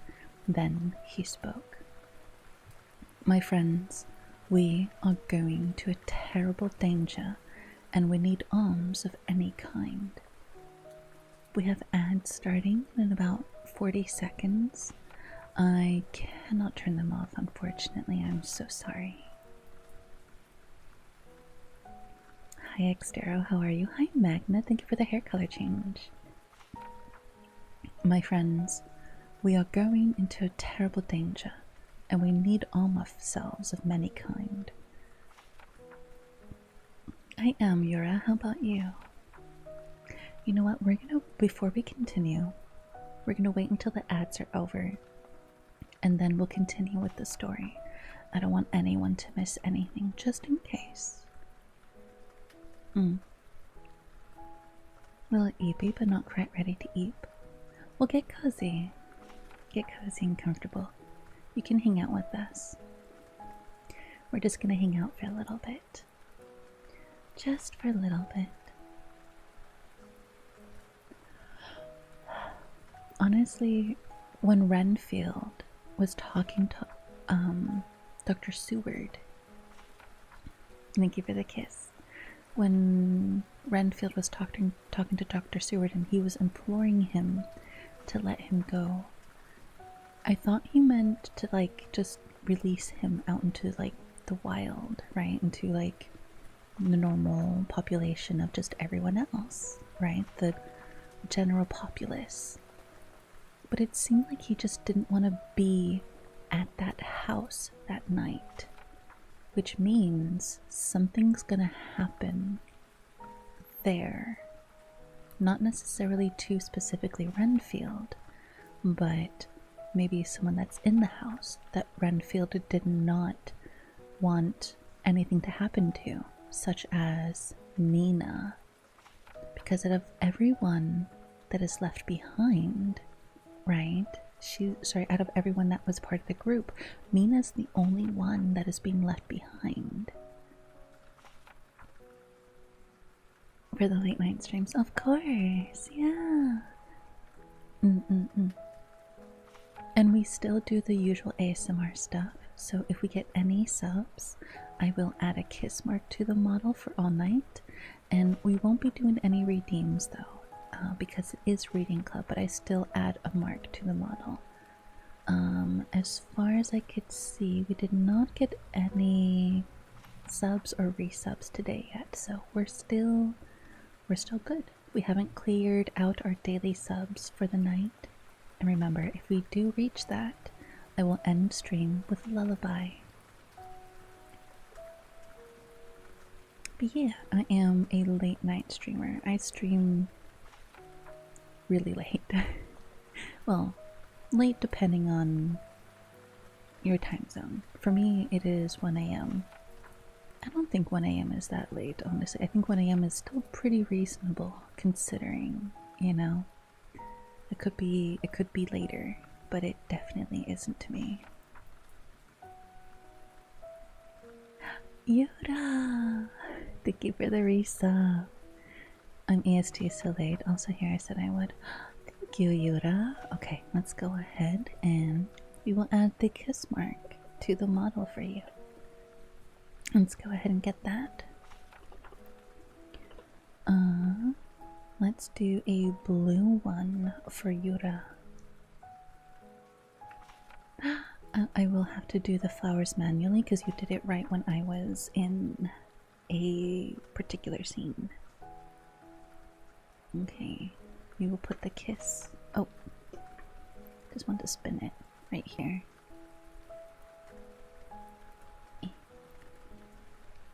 There you go. And then you wanted the flowers. Let me go ahead and grab those for you. Thank you so much. Hi, Pops. Welcome in. How are you? How's your night? Hope you're doing good. Flowers, flowers, flowers. There they are. There we go. There's the flowers. Thank you for the flowers. How are you, Pops? How's your night? Hope you're doing good. Hi, hi, hi. We have just another couple seconds of ads and we'll continue on with the story. Did you have work today, Pops? Did it go well? Welcome back from the ads, everybody. Okay. Alright. I'm tired. Just woke up because work is switching me back to day shift. Oh my gosh. Do you have work today, or are you just waking up so that you're like used to the time change? Is that what you're doing? 2 more weeks. 2 more weeks? What's in 2 more weeks? Okay. We're gonna continue on with the story of Dracula. Okay. My friends, we are going into a terrible danger and we need arms of many kinds. Our enemy is not merely spiritual. Remember that he has the strength of 20 men, and that though our necks or our windpipes are of the common kind and therefore breakable or crushable, his are not amendable to mere strength. A stronger man, or a body of men more strong in all than him, can at certain times hold him, but they cannot hurt him as we can be hurt by him. We must therefore guard ourselves from his touch. Keep this near your heart. As he spoke, he lifted a little silver crucifix and held it out to me. I, being nearest to him, put these flowers round your neck. Here he handed to me a wreath of withered garlic blossoms. For other enemies, more mundane, this revolver and this knife, and for aid in all these so small electric lamps, which you can fasten to your breast, and for all, and above all at the last, this which we must not desecrate needless. This is a portion of sacred wafer, which he put in an envelope and handed to me. Each, but the others, was simply equipped. Now, he said, friend John, where is the skeleton keys? If so that we can open the door, we need not break house by the window, as before with Miss Lucy's. Till I move. You're moving? Where are you moving? Hi, Endless. Welcome in. I'm back. Welcome back, Dreamer. How are you? Have a good lurk, Zach. Did you mean you're back from the ads? Is that what you meant? Hi, Wildcard. How are you? How's your night? Hope you're doing good. Pink reading. Pink. We like pink. Pink is a good color. Okay.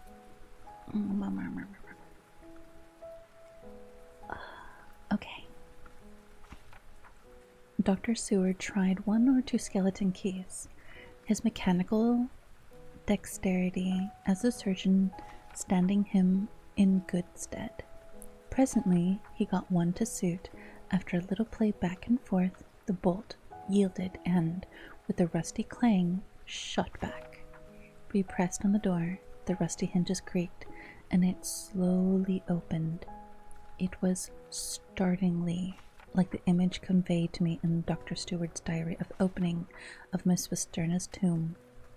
I fancied the same idea seemed to strike the others, for with one accord they shrank back. The professor was the first to move forward and stepped into the open doorway. In manus tuas, Domine, he said, crossing himself as he passed over the threshold. We closed the door behind us, lest when we should leave our...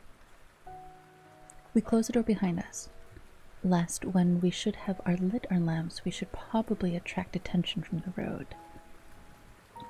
The professor carefully tried the lock, lest we might not be able to open it from within should we be in a hurry making our exit. Then we all lit our lamps and proceeded on our search. The light from the tiny lamps fell in all sorts of odd forms, as the rays crossed each other or the opacity of our bodies threw great shadows. I could not for my life get away from the feeling that there was someone else amongst us. I suppose it was the recollection so powerfully brought home to me by the grim surroundings of that terrible experience in Transylvania. I think the feeling was common to us all, for I noticed that the others kept looking over their shoulders at every sound and every new shadow, just as I felt myself doing. The whole place was thick with dust. The floor was seemingly inches deep, except where there were recent footsteps in which, on holding down my lamp, I could see marks of hobnails where the dust was cracked. The walls were fluffy and heavy with dust, and in the corners were masses of spider webs, whereon the dust had gathered till they looked like old tattered rags, as the weight had torn them partially down. On a table in the hall was a great bunch of keys, with a time-yellowed label on each. They had been used several times, for on the table were several similar rents on the blanket of dust similar to that exposed when the professor lifted them. He turned to me and said, "You know this place, Jonathan. You have copied maps of it, and you know it at least more than we do. Which is the way to the chapel?"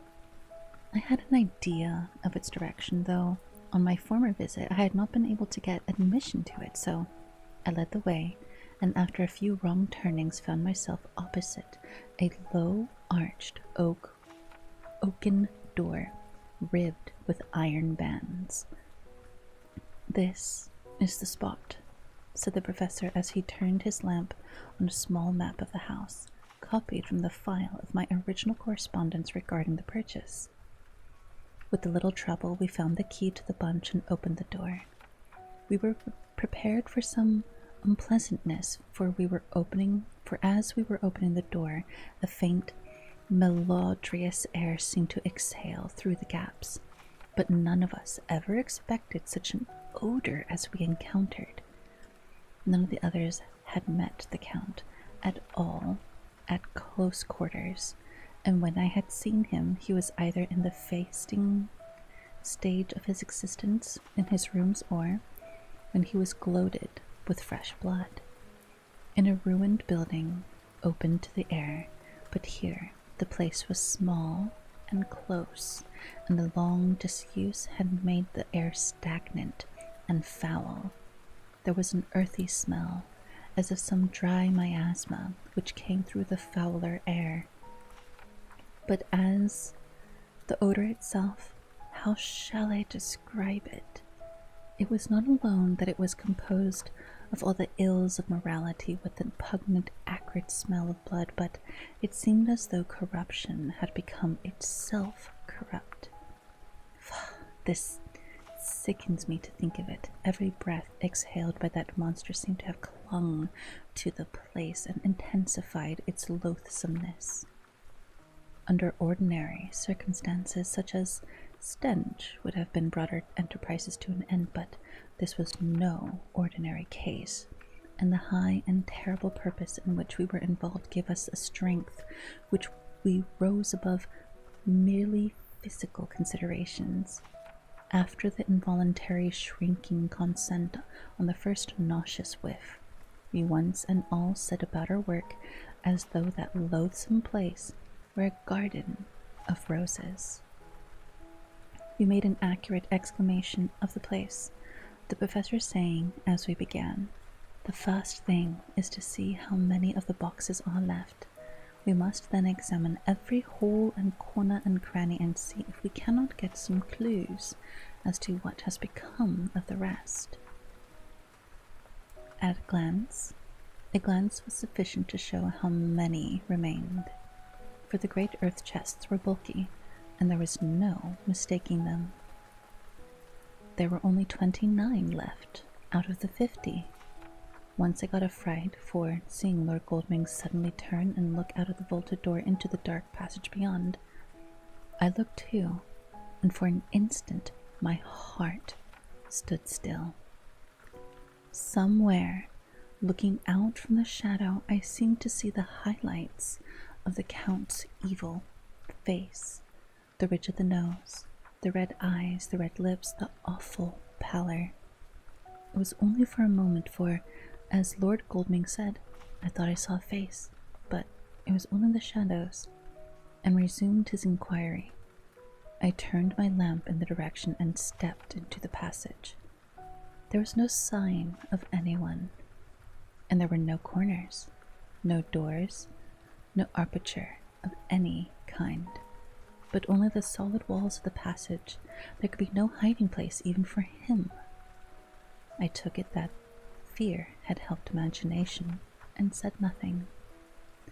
A few minutes later, I saw Morris step suddenly back from a corner which he was examining.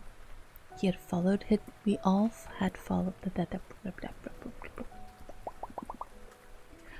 followed his movements with our eyes, for undoubtedly some nervousness was growing on us, and we saw a whole mass of phosphorescence which twinkled like stars. We all instinctively drew back.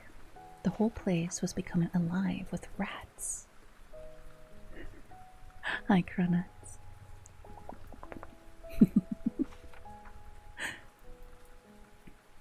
For a moment or two, we stood appalled, all save Lord Goldming, who was seemingly prepared for such an emergency. Rushing over to the great bound oaken door which Dr. Seward had described from the outside, and which I had seen myself, he turned the key with the lock, drew the huge bolts, and swung the door open. Then, taking his little silver whistle from his pocket, he blew a low, shrill call. It was answered from behind Dr. Seward's house by the yelping of dogs, and after about a minute 3 terriers came dashing round the corner of the house. Unconsciously, we had all moved towards the door, and as we moved I noticed that the dust had been much disturbed. The boxes which had been taken out had been brought this way, but even in the minute that had elapsed the number of the rats had vastly increased. They seemed to swarm over the place all at once, till the lamplight shining on their moving dark bodies and glittering baleful eyes made the place look like a bank of earth set with fireflies. The dogs dashed on, but the threshold suddenly stopped and snarled, and then, simultaneously lifting their noses, began to howl in most lugubrious fashion. The rats were multiplying in thousands, and we moved out. Lord Goldming lifted one of the dogs and, carrying him in, placed him on the floor. The instant his feet touched the ground, he seemed to recover his courage and rushed at his natural enemy.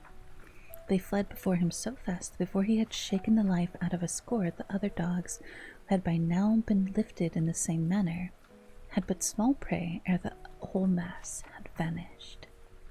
With their going, it seemed as if some evil presence had departed, for the dogs frisked about and barked merrily as they had made sudden darts at their prostrate foes, and turned them over and tossed them in the air with vicious shakes. We all seemed to find our spirits rise, whether it was the purifying of the deadly atmosphere by the opening of the chapel door, or the relief which we experienced by finding ourselves in the open, I know not. But most certainly the shadow of dread seemed to slip from us like a robe, and the occasion of our coming lost something of its grim significance. Though we did not slacken a whit in our resolution, we closed the outer door and barred and locked it. Hold on. I need to grab something.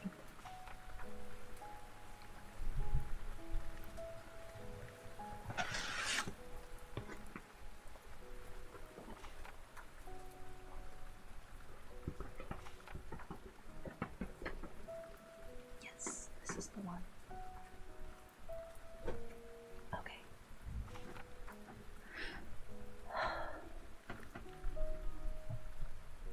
We closed the outer door and barred and locked it, and bringing the dogs with us, began our search of the house. We found nothing throughout except dust in extraordinary proportions, and all untouched save for my own footsteps when I had made my first visit. Never once did the dogs exhibit any symptoms of uneasiness, and even when we returned to the chapel, they frisked about as though they had been rabbit hunting in a summer wood. The morning was quickening in the east when we emerged from the front. Dr. Van Helsing had taken the key of the hall door from the bunch and locked the door in orthodox fashion, putting the key into his pocket when he had done. So far, he said, our night has been eminently successful. No harm has come to us, such as I have feared might be, and yet we have ascertained how many boxes are missing. More than all, I do rejoice that this, our first, and perhaps our most difficult and dangerous step has been accomplished with the bringing thereinto our most sweet Madam Mina, or troubling her waking or sleeping thoughts with sights and sounds and smells of horror, which she might never forget. One lesson, too, we have learned, if to be allowable to argue a particularity, that the brute beasts which are to the Count's command are yet themselves not amendable to his spiritual power. For look, these rats that would come to his call, just from his castle atop he summoned the wolves to your going, and to that poor mother's cry, though they come to him, they run pell-mell from the so little dogs of my friend Arthur, We have other matters before us, other dangers, other fears, and that monster has yet not used his power over the brute world for only the part of the last time tonight. So be it that he has gone elsewhere. Good. It has given us opportunity to cry check in some ways in this chess game, which we play for the sake of human souls. And now, let us go home. The dawn is close at hand, and we have reason to be content with our first night's work. It may be ordained that we have many nights and days to follow, and full of peril, but we must go on, and from no danger shall we shrink. The house was silent when we got back, save for some poor creature who was screaming away in one of the distant wards, and a low, moaning sound from Renfield's room. The poor wretch was doubtless torturing himself after the manner of the insane, with needless thoughts of pain. I came tiptoe into my own room and found Mina asleep, breathing so softly that I had to put my ear down to hear it. She looks paler than usual. I hope the meeting tonight was not upset her. I am truly thankful that she is to be left out of our future work, and even of our deliberations. It is too great a strain for a woman to bear. I did not think so at first, but I now know better. Therefore I am glad that it is settled. There may be things which would frighten her to hear, and yet to conceal them from her might be worse than to tell her if she once was suspected that there wasn't any concealment. Henceforth our work is to be a sealed book to her. till at least such times as we can tell her that all is finished, and the earth free from a monster of the netherworld. I dare say it would be difficult to begin to keep silence after such confidence as ours, but I must be resolute, and tomorrow I shall keep dark over tonight's doings, and shall refuse to speak of anything that has happened. I rest on the sofa so as not to disturb her. 1st of October, later. Leori! Hi, Nozel. Welcome and thanks for the follow. Have a good lurk, Leori. Pale Mina. Right when I read that, I was like, oh, no. Not Mina. Oh, no. 1st of October, later.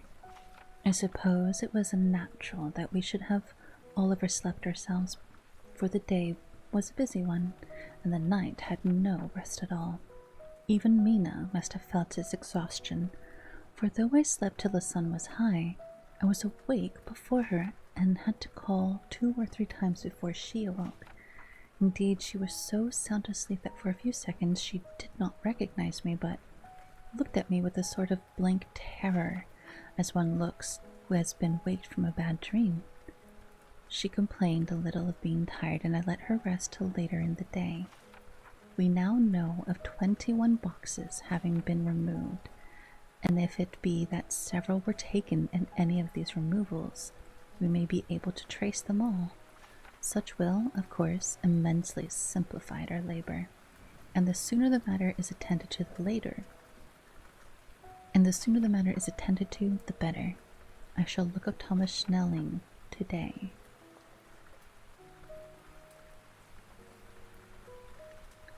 Have a good night, Jello. Rest well. I say pretty, not fair. Hi, Katsum. Welcome in. What do you mean? Are you looking into a mirror? You're probably looking at a mirror. I already know. I know you are.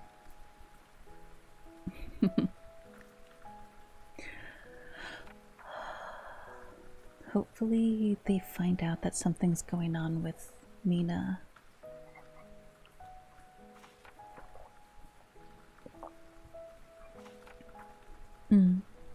You're too pretty. Thank you. Thank you, thank you. Okay. Gonna take a quick little stretch break. Oh, goodness. Everybody, tilt your head to the left. And tilt your head to the right.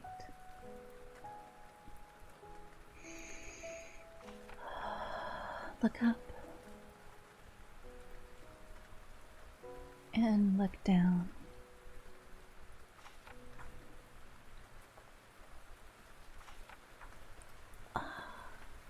Deep breaths.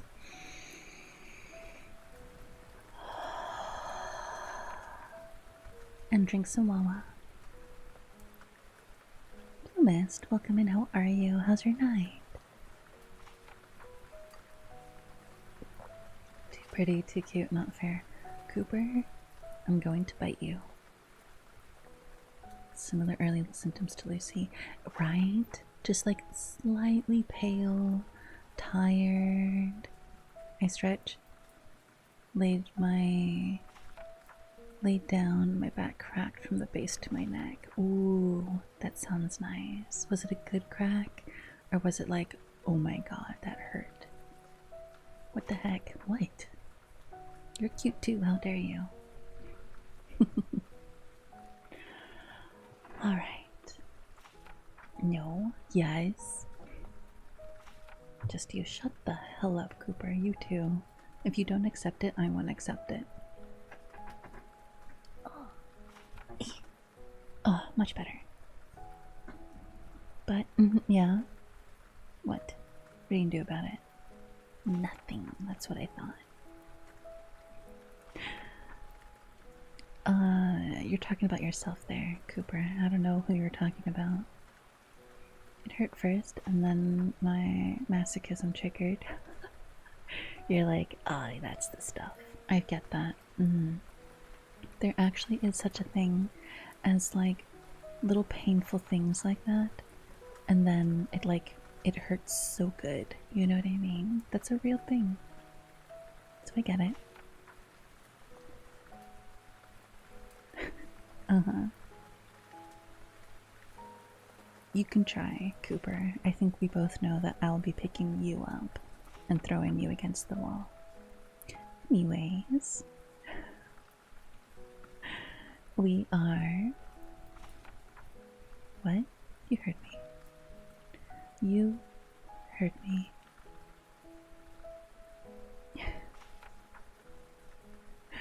Okay. Bellmaster and Dietrich, welcome in. Thank you for the coffee orders. Like, I know it's not good. My back is fractured. Isn't it catsome? Then don't do that. If it's fractured, you definitely need to take better care of yourself, please. Time to hide. Okay. You get to hide under that table with no tablecloth. Right there. Back there. Or the one that's right here.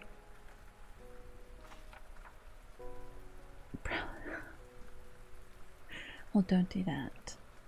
Don't do that. That'll cause more problems that you may not want. Okay. Alright. 1st of October. It was towards noon when I was awakened by the— oh wait, hold on. Dr. Seward's diary, 1st of October. It was towards noon when I had awakened by the professor's walking into my room. He was more jolly and cheerful than usual, and it is quite evident that last night's work was helping to make some of the brooding weight off his mind. After going over the adventure of the night, he suddenly said, "Your patient interests me much. May it be that with you I visit him this morning, or if that you are too occupied, I can go alone, if it may be. It is a new experience to me to find a lunatic who can talk philosophy and reason so sound. I had some work to do, which pressed, so I told him that he would go alone. I would be glad, and then I should not have to keep him waiting. So I called an attendant and gave him the necessary instructions. But before the professor left the room, I cautioned him against getting any false impression from my patient. But, he answered, I want him to talk of himself and of his delusions as to consuming live things. He said to Madame Mina, as I see in your diary yesterday, that he had once had such a disbelief. Sorry, they had once such a belief. Why do you smile, friend John?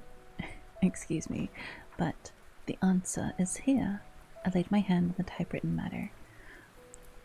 When our sane and learned lunatic made that very statement of how he used to consume life, this mouth was actually nauseous with the flies and spiders which he had eaten just before Miss Harker entered the room.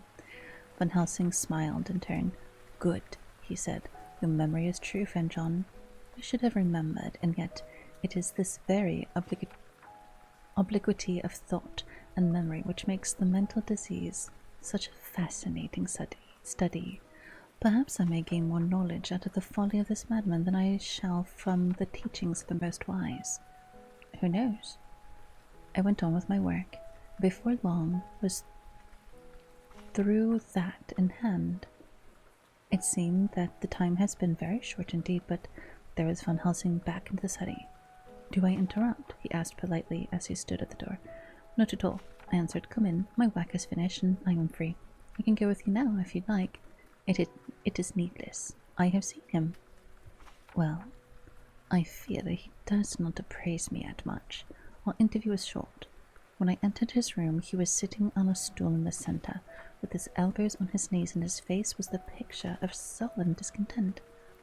I spoke to him cheerfully as I could, and with such a measure of respect as I could assume. He made no reply whatsoever. Don't you know me? I asked. His answer was not reassuring. I know you well enough. You are no fool, old man. Sorry. You were the old fool Van Helsing. I wish you would take yourself and your idiotic brain theories somewhere else. Damn all thick-headed Dutchmen. Not a word more would he say, but he sat in his implacable sullenness, as indifferent to me as though I had not been in the room at all. Thus departed for this time my chance of such learning from this so clever lunatic, so I shall go, if I may, and cheer myself with a few happy words with that sweet soul Mina.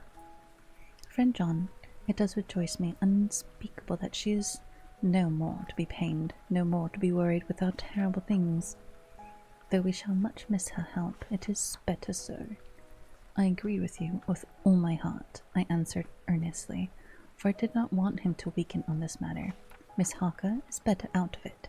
Things are quite bad enough for us, all men of the world, and who have been in many tight spaces in our time, but it is no place for a woman, and if she had remained in touch with the affair, it would in time infallibly have wrecked her. And so Van Helsing had gone to confer with Miss Harker, with Mr. and Mrs. Harker. Quincy and Art are all out following up the clues to the boxes. Oh, so Van Helsing has gone to confer with Mrs. Harker, and Mr. Harker, Quincy, and Art are all out following on the clues as to the earth boxes. I shall finish my rounds of work, and we shall meet tonight.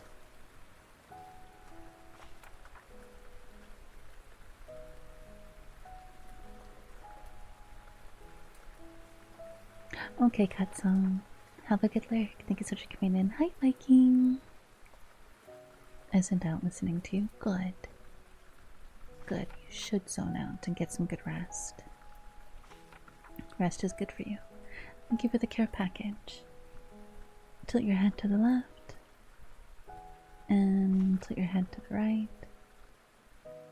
Look up. And look down. Sit up and drink some water. There's a new command, Viking. It's drink. Do exclamation point drink.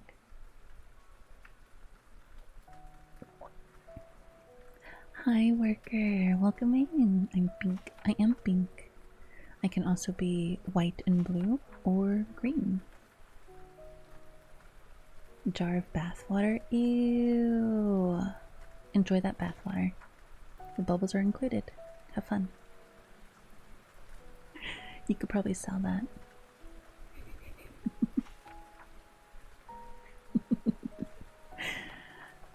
Pink is nice. Yeah, I like the pink. I think it's cute. I think it works, you know.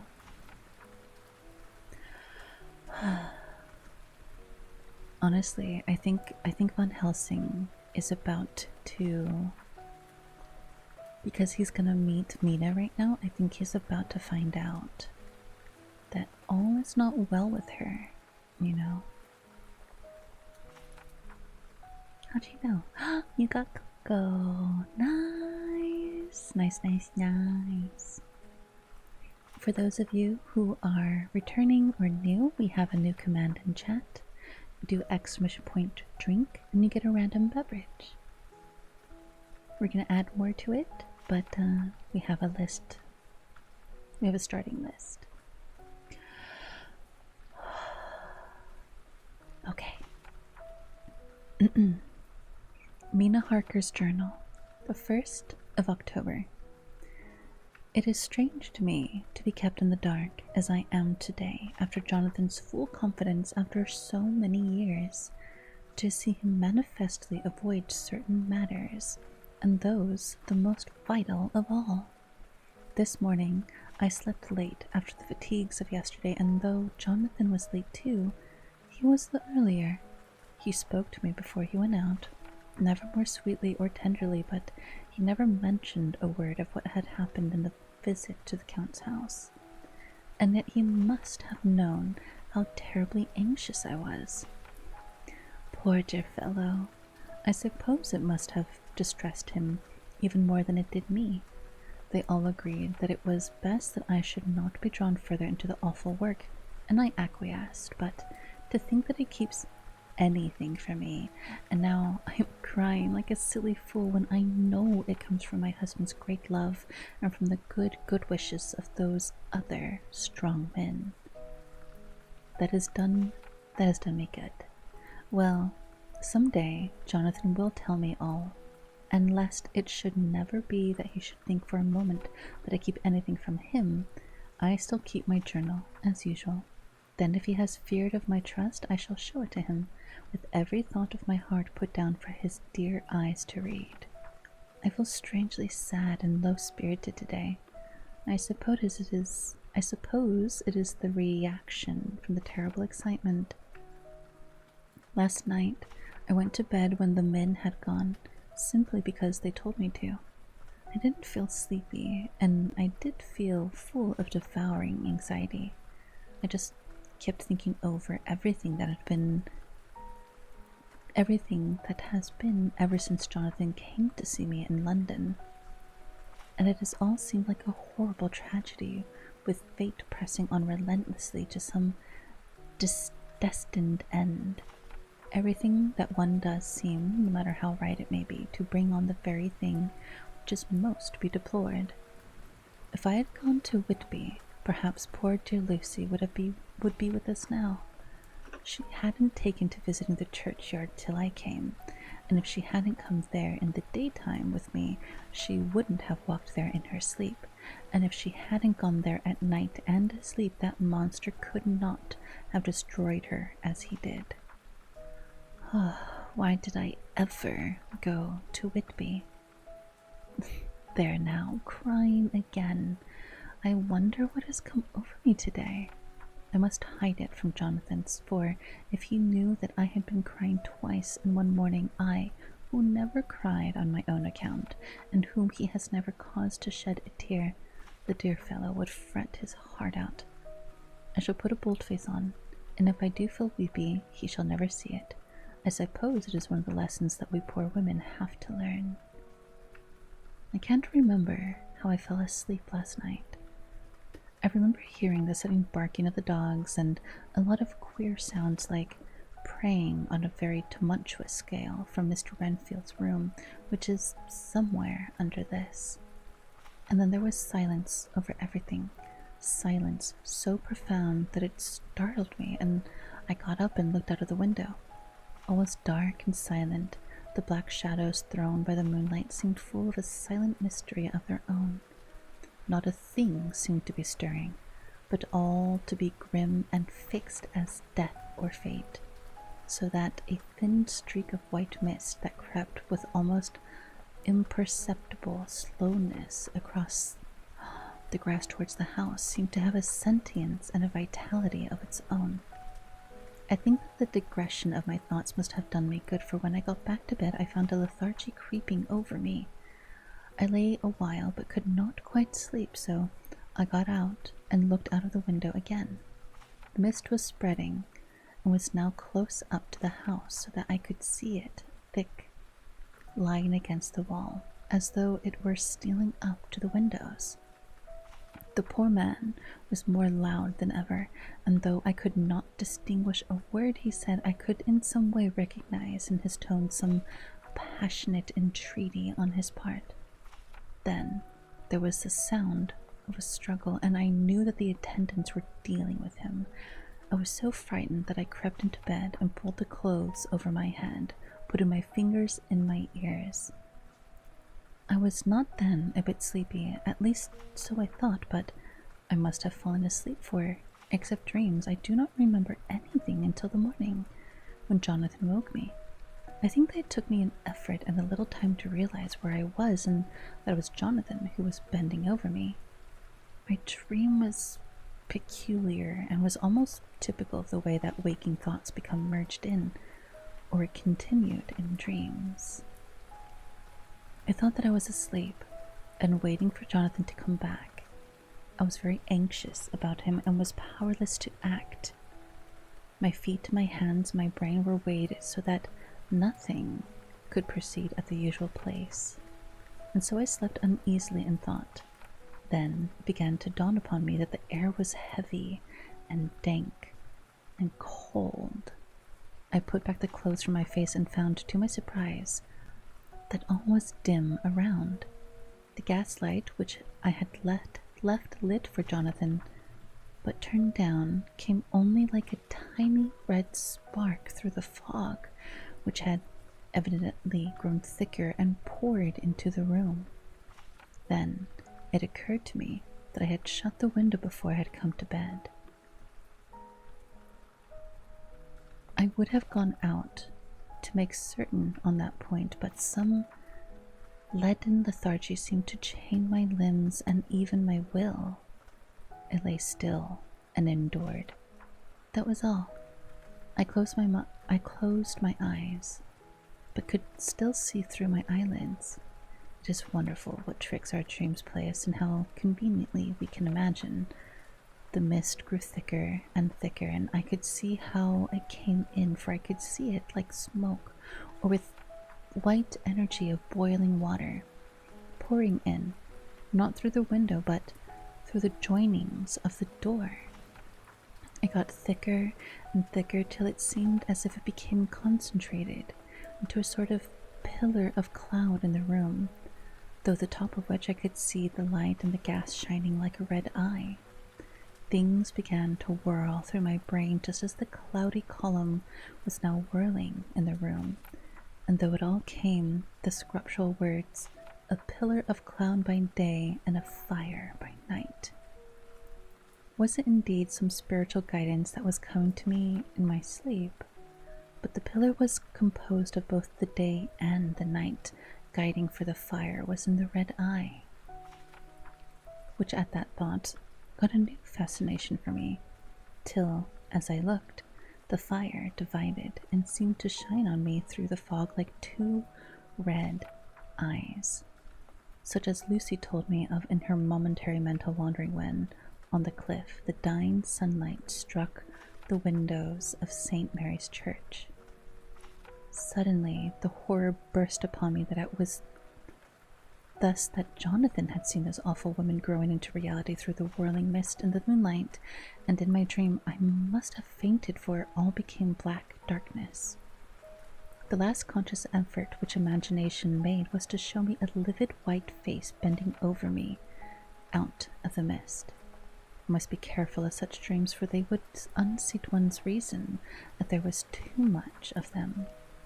I would get Dr. Von Helsing or Dr. Seward to prescribe me something for which would make me sleep, only that I fear to alarm them. Such a dream in the present time would become woven into their fears for me.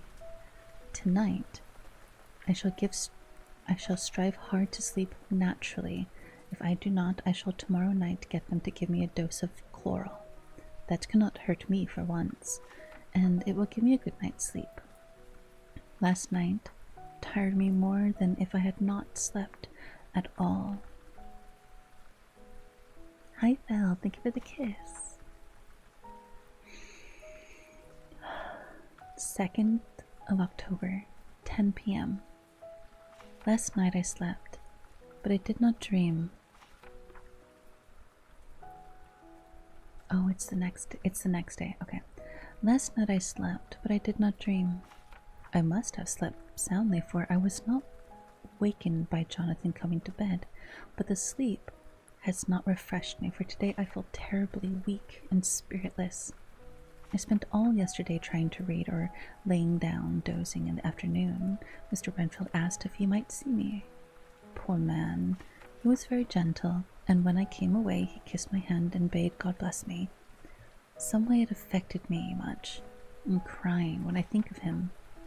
This is a new weakness of which I must be careful.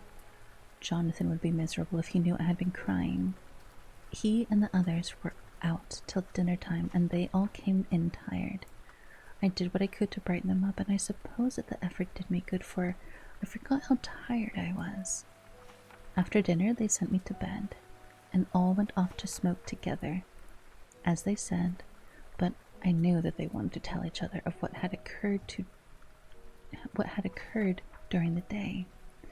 I could see from Jonathan's manner that he had some liking importance to communicate. He was not so sleepy as I should have been. Sorry, I was not so sleepy as I should have been, so before they went, I asked Dr. Seward to give me a little opiate of some kind, as I did not sleep well the night before. He very kindly made me a sleeping draught, which he gave me, telling me that it would do me no harm, as it was very mild. I have taken it, and am waiting to sleep, which still keeps aloof. I hope I have not done wrong, for as sleep begins to flirt with me, a new fear comes, that I have been foolish and thus depriving myself of the power of waking. I might want it. Here comes sleep. Good night.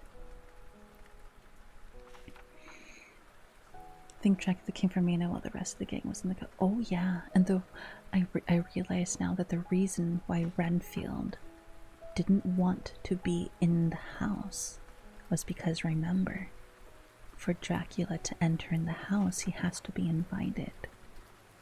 And if Renfield is already in the house and he calls Dracula master, then that means that Renfield is the one that let Dracula into the house to have a go at Mina. So now, this is the second night. This is October 2nd. And she has a sleeping aid from Dr. Seward to help her sleep. And she writes at the very end, after she took it, now she's not going to be able to wake herself up even if she wants to. She can't. Crazy. And they still don't realize. That's the thing that's kind of bothering me. I'm like, bro, how do you not realize that, like, she's obviously not okay? There's something going on like that. Do you not realize that your own wife looks pale? Tell me you don't pay attention to your wife without telling me you don't pay attention to your wife, bro. That's crazy. Okay, little breather before we get back into it. We are on chapter 20 now. And those of you who would like to follow along, you can do !book and get the link that way. Otherwise, the book is pinned to the top of chat. Okay, let's see, we have another hour. We can definitely get through chapter 20 in that time. Oh yeah, and we're getting closer and closer to the end. Let me double check how many chapters there are, considering we are on 20. Oops, didn't mean to do that. Okay, so there are 1, 2, 3, 4, 5, 6, 7. There are 7 more chapters after this. Ooh, we're very close. Drift away. Good night, dry dog. Have a good rest. Rest well. Good night, good night.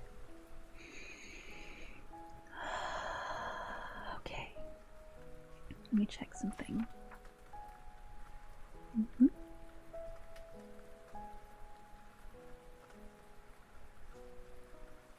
Cool. Yeah, still good there.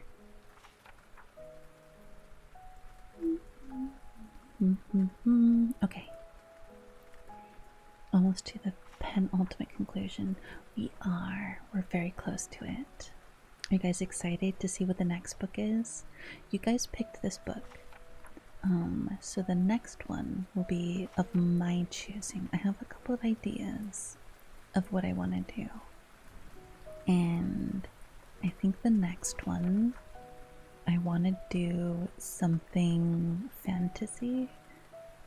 I kind of want to, do I tell you?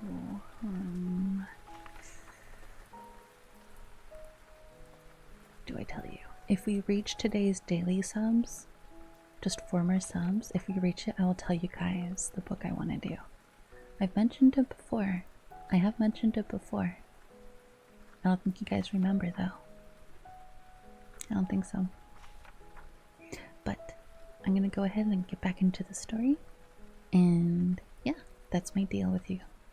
If you guys want to know the story, 4 more subs. Chapter 20. Jonathan Harker's Journal. The 1st of October, evening. I found Thomas Snelling in his house at Benthall Greens, but unhappily, he was not in a condition to remember anything.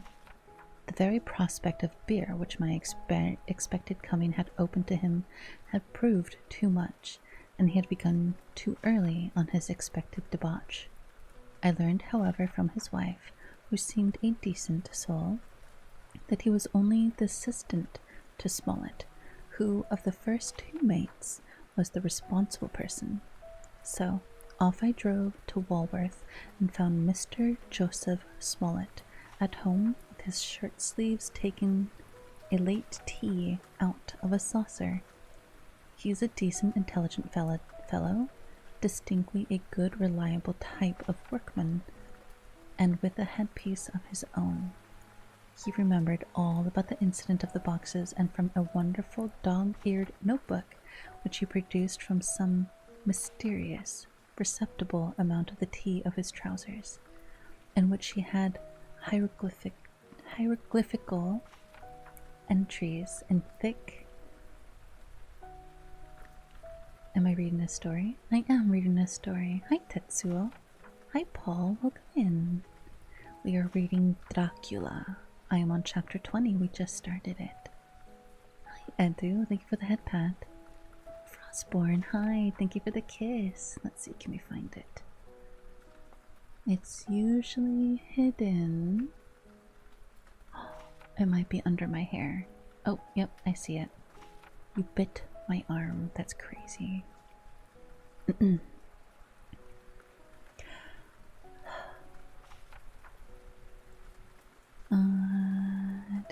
He is a decent, intelligent fellow, distinctly a good, reliable type of workman, and with a headpiece of his own.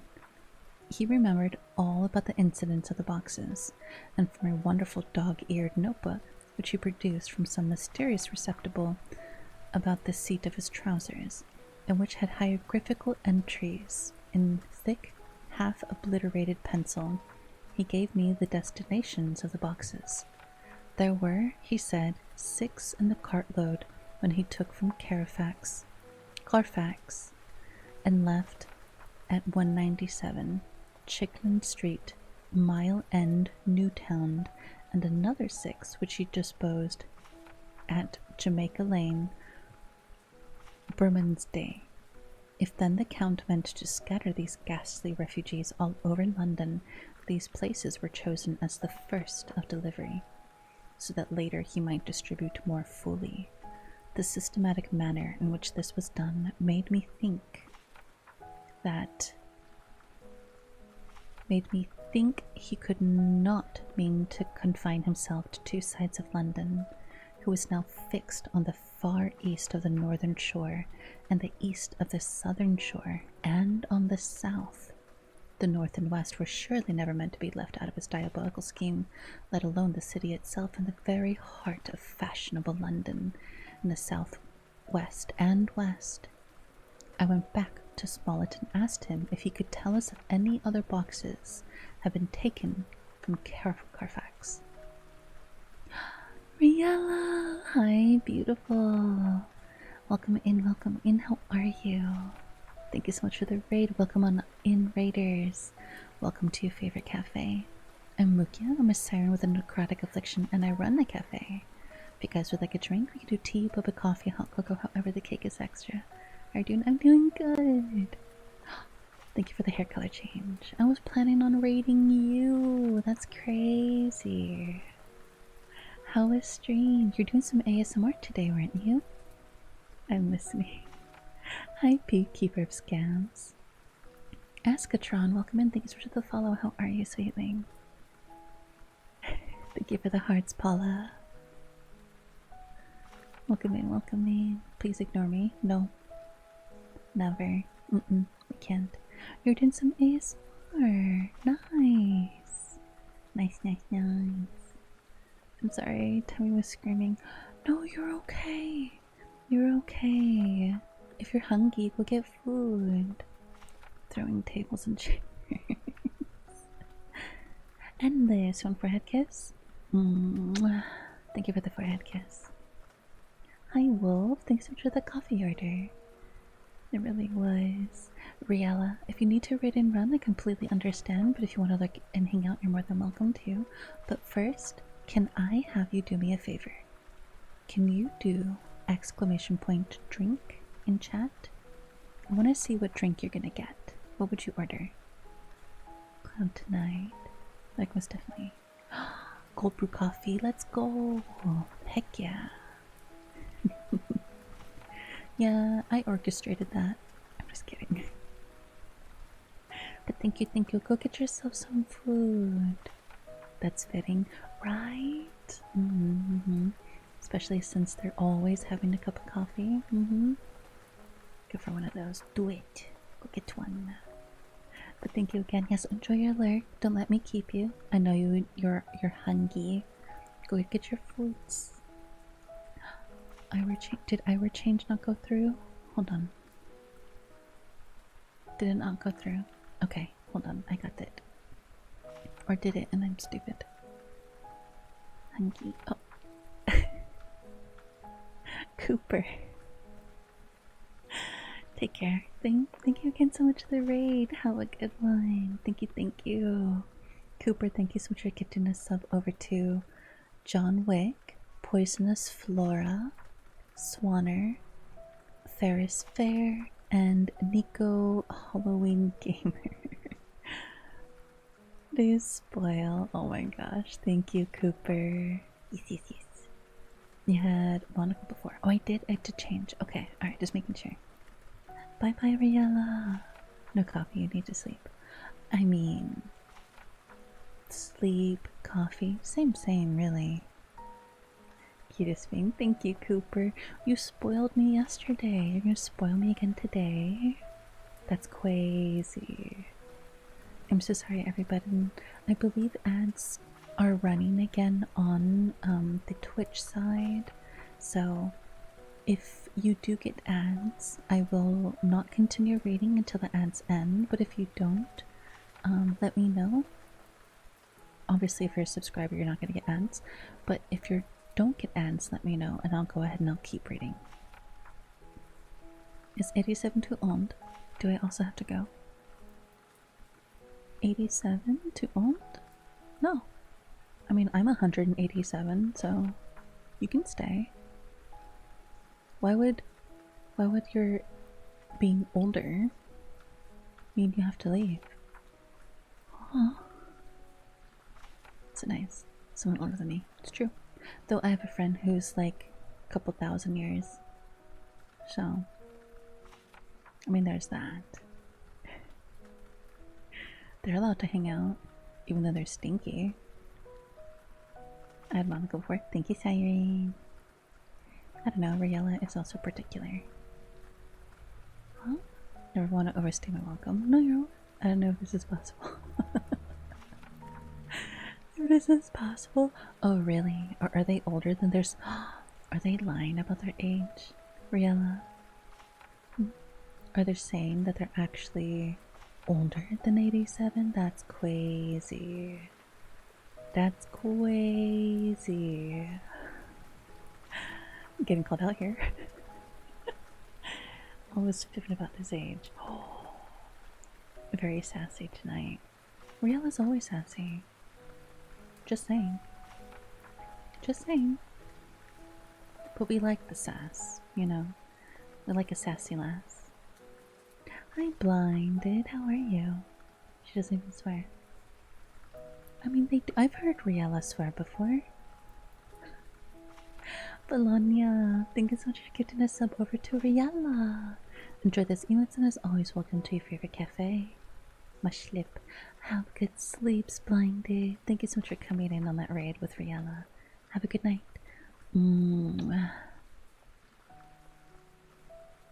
We give the grumpy old man what he gives it to us. Oh, wait, are you saying... Wait. Are you saying that Keeper is a grumpy old man? That's crazy. That's crazy. I love that movie. Which actor are you? I love that movie, Grumpy Old Man. It's such a funny one. Which character do you play?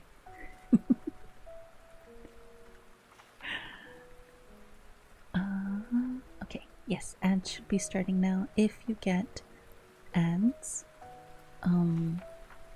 because I believe they started running again on Twitch. That's what I was told, anyways. Walter Matthau, good character, good character. Classic. You love that one. And I can see it. It makes so much sense, especially the you ran and hide part.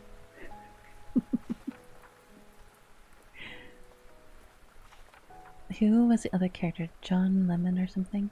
I think so. Let's take a look. Grumpy Old Men. So there was Jack Lemmon, Walter Matthau. Yes, those are the two characters. Oh, the two main characters. Oh my gosh, John Lemon.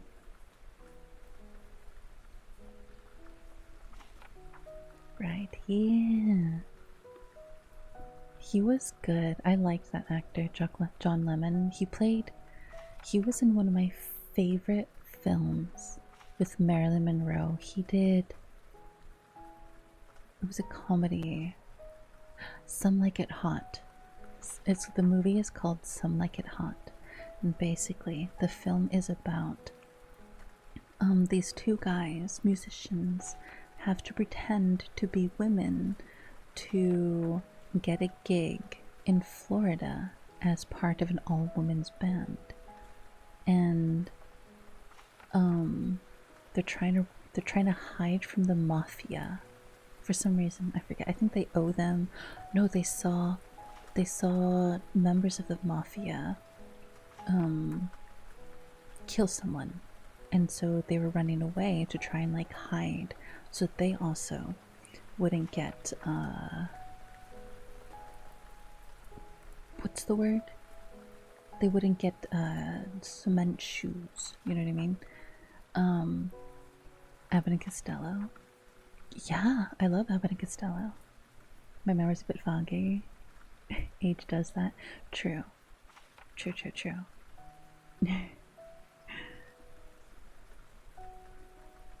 Hi, Hydra. Welcome in. Okay, if anybody got ads, they should be over now. But yeah, it's such a funny film. It's one of my favorites. Okay. Now the ads are over, let's go ahead and let's get back into the story. We are reading Dracula. If you guys would like to join us on reading or following, if you want to follow along with us, there is the book right there. We are actually on chapter 20. That will take you to chapter 15, so you just gotta scroll down a little bit or go to the top and click on the double X's. That'll be chapter 20. Alright. I went back to Smollett and asked him if he could tell us if any other boxes had been taken from Carifax. He replied, "Well, Governor, you've treated me very handsome. I had given him half a sovereign, and I'll tell you all I know. I heard a man by the name of Bloxham say a fortnight ago, in the errand rounds at Picnic Alley, as how he and his mate had had a rare dusty job in an old house and perfect. There ain't many such jobs as this here, and I'm thinking that maybe Sam Bloxham could tell you something. I thought if he could tell me where to find him. I told him that if he could get me the address, it would be worth another half sovereign to him. So he gulped down the rest of his tea and stood up, saying that he was going to begin the search then and there. At the door, he stopped and said, "Look here, Governor. There ain't no sense in me keeping you here. I may find some soon or I mayn't, but anyhow, he ain't like to be in a way to tell you much tonight. Sam is a rare one when he starts on the booze. If you can't give me an envelope with a stamp on it and put your address on it, I'll find out where Sam is to be found and post it to you tonight. But you'd better be up after soon in the morning, or maybe you won't catch 'em, but Sam's got off mainly early, never mind the booze the night before. This was all practical. So one of the children went off to the penny house to buy an envelope and a sheet of paper and to keep the change. When she came back, I undressed the envelope and stamped it, and then Smollett had again faithfully promised to post the address when he found. I took my way back home. Sorry. We were on the track anyhow. I'm tired tonight and want to sleep. Mina is fast asleep. It looks a little too pale. Her eyes look as though she had been crying. Poor dear. I've no doubt it frets her to be kept in the dark, and it may make her doubtably anxious about me and the others, but it is best as it is. It is better to be disappointed and worried in such a way now than to have her nerve broken. The doctors were quite right to insist on her being kept out of this dreadful business. I must be firm, for on me this particular burden of silence must rest. I shall not ever enter the subject with her under any circumstances. Indeed, it may not be a hard task after all, for she herself has become reticent on the subject, and has not spoken of the Count or his doings ever since we told her of our decision. Drink some water.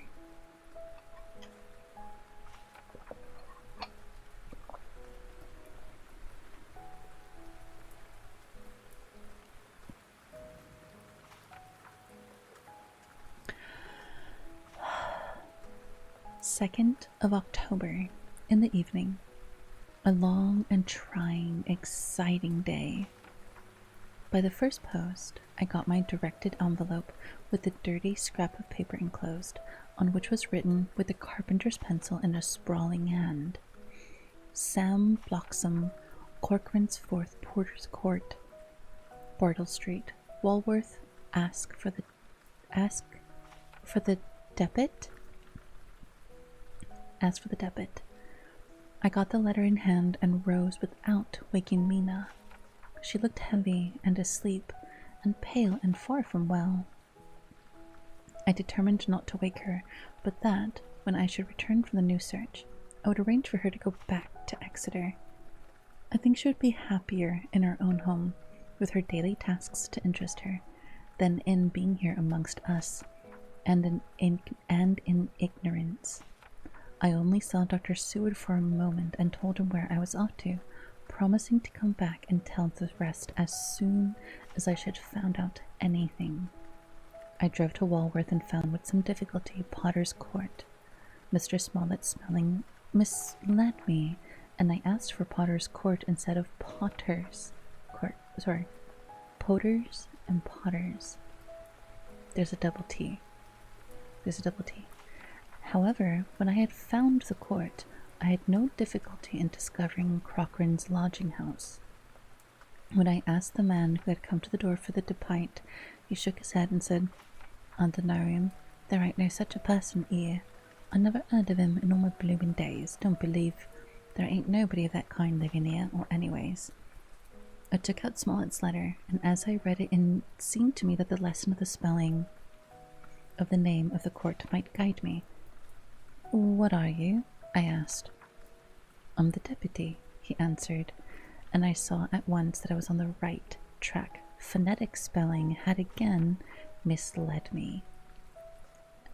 A half-crown tip to the deputy's knowledge at my disposal, I learned that Mr. Bloxham, who had slept off the remains of his beer on the previous night at Cochrane's, had left for his work at Poplar at 5 o'clock that morning. He could not tell me where the place of work was situated, but he had a vague idea that it was some kind of new-fangled warehouse. With his slender clue, I had to start for Poplar. It was 12 o'clock before I got any satisfactory hint of such a building, and this I got at a coffee shop where some workmen were having their dinner. One of these suggested that there was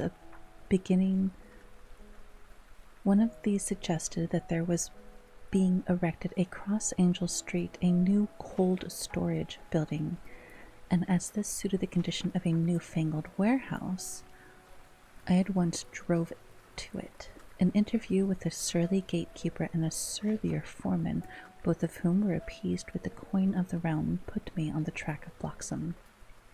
He was sent for, on my suggestion that I was willing to pay his day wages to his foreman for the privilege of asking him a few questions on a private matter. He was a smart enough fellow, though rough of speech and bearing.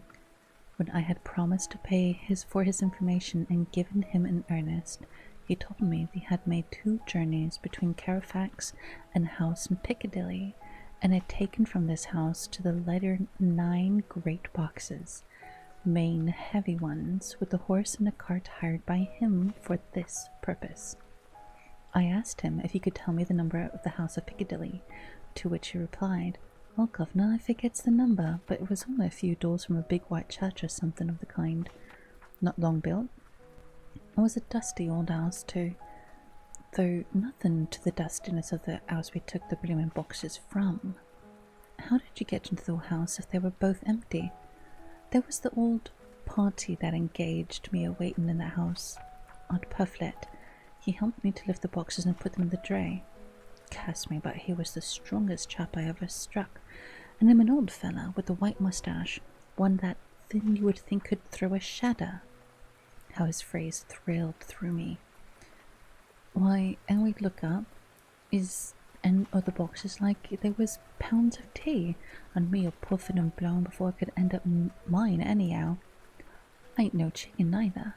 "How did you get into the house in Piccadilly?" I asked. "It was there too.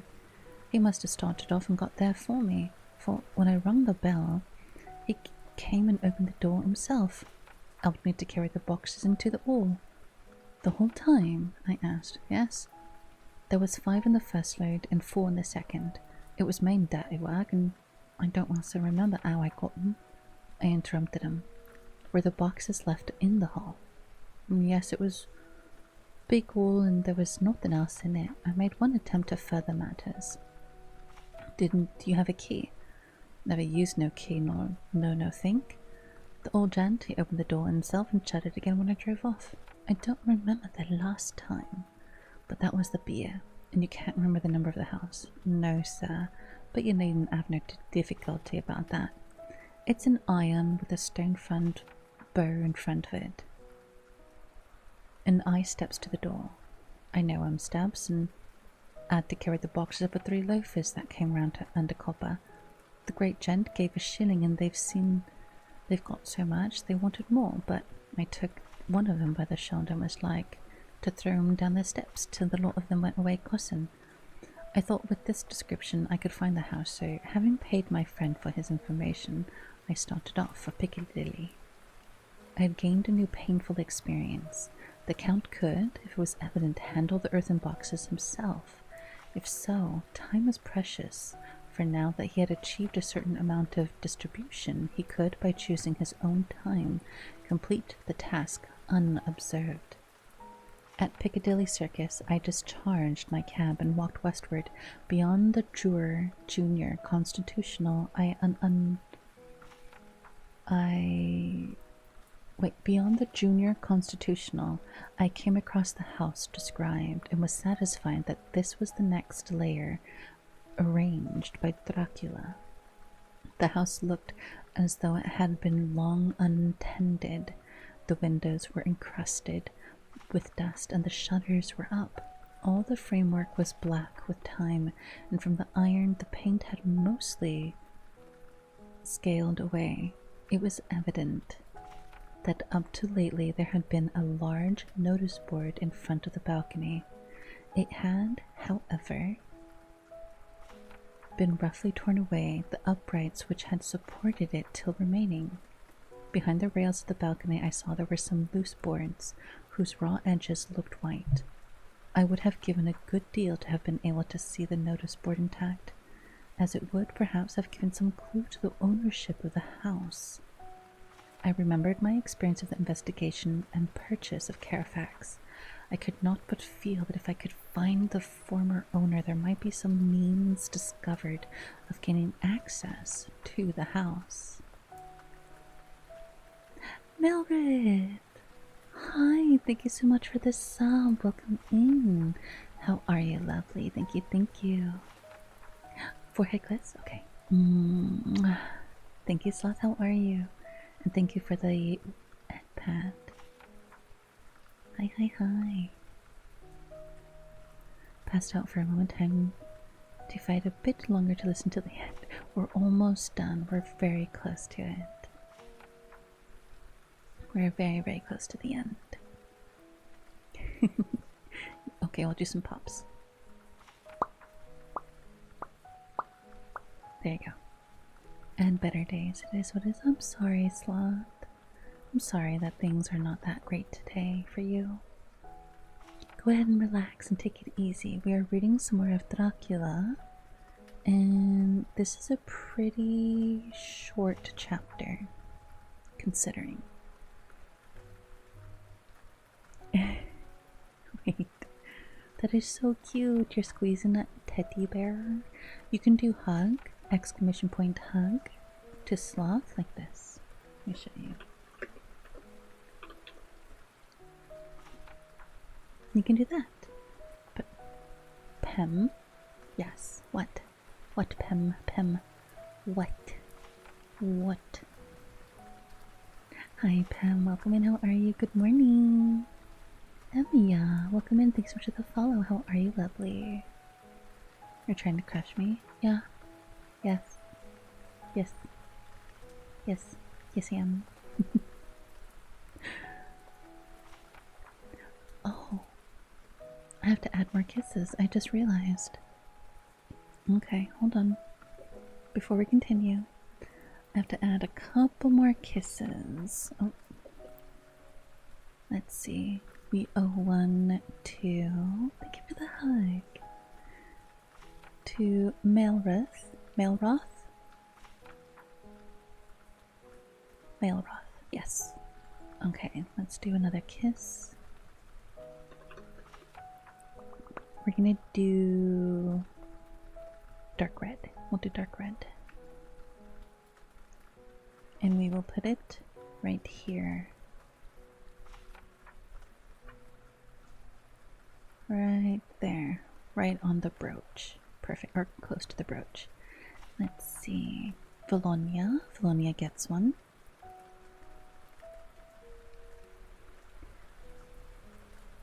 Big hug for Sloth. Yeah, big hug for Sloth. Valonia. Let's see. We'll do green. We'll do green for Valonia. Oh. There it is. Uh-oh. I see. Okay, Valonia, you're gonna be right here. Right on my shoulder. There you go, Valonia. Okay? Yeah, I Spenty. Second one. Melroth? Melrith? Melroth? Is it Roth or Rith? By the way, yes, Yoda, what's up? And then Cooper. For Cooper, we're gonna do hot pink. We'll do hot pink. Here's hot pink. You did a color change. Okay, hold on. We'll do this one.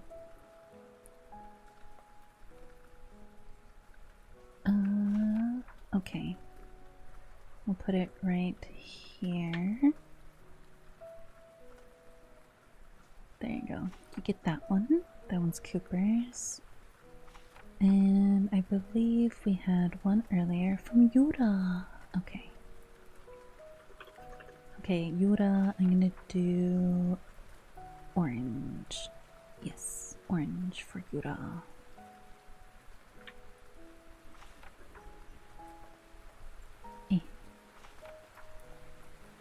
I'm gonna put it right here on my forehead. There you go, Yura. Let's see. Did I have any other subs tonight? I think that was the first one.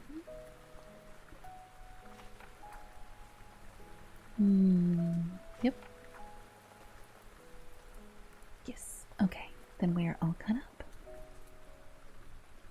hard to say which one's right pronounced, but you were saying it correctly. Ah, okay. Never mind. Hmm? Like yesterday, parrot sitting you are. Hi, Spongy. How are you? I was wondering if you did mine, but I forgot you did. Yeah, I just did it. Who gave you Freya a kiss? Thank you, Baden, for the kiss. Alright. Let's go ahead and let's settle in. You know what? I'm actually going to change the color one more time, because I think this looks better with this lighting. You just woke up. Well, good morning. How did you sleep? Hopefully you had a good sleep. Hopefully you had a good night. And just a reminder, guys, we do have the stream up over on the YouTube side. If you can do me a favor, if you could have the tab open over on that side, just to help me with the viewer count for monetization over on YouTube. We're so close. We're like 200 hours away. We're very close. A story for bed before sleep. Hi, Braun. Have a good rest. Thank you so much for the stream streak. Okay, so Jonathan Harker found one of the houses that Dracula is using for his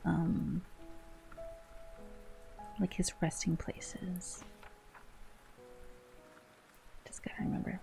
Thank you guys. Okay, there was at present nothing to be learned from the Piccadilly side, and nothing could be done, so I went round to the back to see if anything could be gathered from this quarter. The mews were active, the Piccadilly houses being mostly in occupation. I asked one or two of the grooms and helpers whom I saw around if they could tell me anything about the empty house. One of them said he heard it had lately been taken, but he couldn't say from whom. He told me, however, that up to very late there had been a notice board of for sale up in the perhaps Michael's Sons and Candy. The house agents could tell me something, as he thought he remembered seeing the name of that firm on the board. I did not wish to seem too eager, or to let my information know or guess too much, so, thanking him in the usual manner, I strolled away. It was now growing dusk, and the autumn night was closing in, so I did not lose any time. Having learned the address of Michael's Sons and Candy from a director at the Berkeley, I was soon at the office in Saxville Street. The gentlemen who saw me were particularly suave in manner, but uncommunicative in equal portion, having once told me that the Piccadilly house, which throughout our interview he called a mansion, was sold. He considered my business as concluded. When I asked who had purchased it, he opened his eyes a thought wider and paused a few seconds before replying. "It is sold, sir." "Pardon me," I said with equal politeness, "but I have a special reason for wishing to know who purchased it." Again he paused longer and raised his eyebrows still more. "It is sold, sir," was again his laconic reply. "Surely," I said, "you do not mind letting me know so much." "But I do mind," he answered. "The affairs of their clients are absolutely safe in the hands of Mitchell, Sons and Candy." This was manifestly a prig of the first water, and there was no use arguing with him. I thought I had best meet him on his own ground, so I said, "Your clients, sir, are happy in having so resolute a guardian in their confidence. I myself am a professional man." Here I handed him my card. In this instance, I am not prompted by curiosity. I act on the part of Lord Godalming, who wishes to know something of the property which was, he understood, lately for sale. These words put a different complexion on affairs. He said, "I would like to oblige you if I could, Mr. Harker, and especially would I like to oblige his lordship. Once we carried out the small matter of renting some chambers for him when he was the Honourable Arthur Holmwood. If you would let me have his lordship's address, I will consult the house on the subject, and will, in any case, communicate with the lordship by tonight's post. It will be a pleasure if we can so far deviate from our rules as to give the required information to his lordship.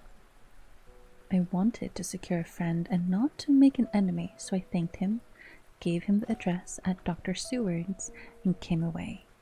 It was now dark, and I was tired and hungry. I got a cup of tea at the Area de Bread Company and came down to Purfleet by the next train. I found all the others at home. Mina was looking tired and pale, but she made a gallant effort to be bright and cheerful, and wrung my heart to think that I had to keep anything from her, so caused her inquietude. Thank God this will be the last night of her looking on at our conferences and feeling the sting of our not showing our confidence. It took all my courage to hold to the wise resolution of keeping her out of our grim task.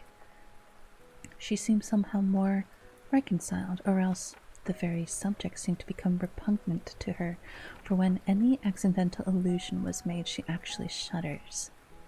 I am glad we made our resolutions in time, as with such a feeling as this our growing knowledge would be torture for her. I could not tell the others of the day's discovery till we were alone, so after dinner, followed by a little music to save appearances even amongst ourselves, I took Mina to her room and left her to go to bed. The girl was more affectionate with me than ever and clung to me as though she would detain me, but there was much to be talked of and I came away. Thank God the ceasing of telling things had made no difference between us. When I came down again, I found the others all gathered around the fire in the study. In the train, I had written my diary so far and simply read it off to them as the best means of letting them get abreast of my own information when I had visited Van Helsing. Said, "This has been a great day's work, friend Jonathan. Doubtless we are on the track of the missing boxes. If we find them all in the house, then our work is near end, but there is something missing. We must search till we find them. Then I shall make our final coup, the hunt the wretch to his real death." We all sat silent a while and went, and all at once Mr. Morris spoke. "Say, how are we going to get into that house?" "We got into the other," answered Mr. Goldman quickly. "But, Aunt, this is different. We broke house at Carafax, but we had night and we walked park to protect us. But it will be a mite different things to commit burglary in Piccadilly, either by day or night. I confess I don't see how we are going to get in unless that agency duck can find us a key of some sort. Perhaps we shall know when you get this letter in the morning." Lord Goldming's brows contracted, but he stood up and walked about the room. By the by, he stopped and said, turning from one to the other of us, "Quincy's hand is level. This burglary business is getting serious. We got off once, all right, but we have now a rare job on hand, unless we can find the Count's key basket. As nothing could well be done before morning, and as it would be at least advisable to wait until Lord Goldming should hear from Mitchell's, we decided not to take any active steps before breakfast time. For a good while we sat and smoked, discussing the matter in its various lights and bearings. I took the opportunity to bring this diary right up to the moment.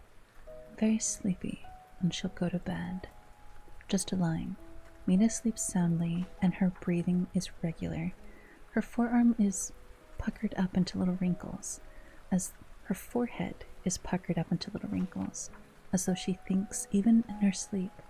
She is still too pale, but does not look so haggard as she did this morning. Tomorrow will, I hope, mend all this. She'll be herself at home in Exeter. Oh, but I am sleepy.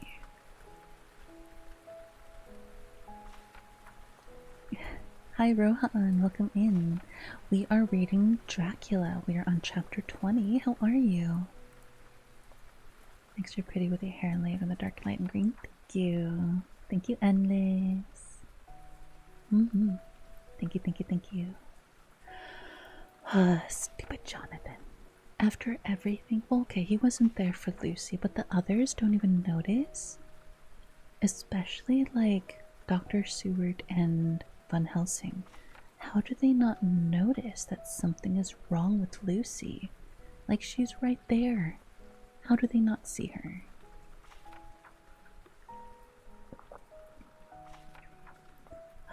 These two doctors. All right.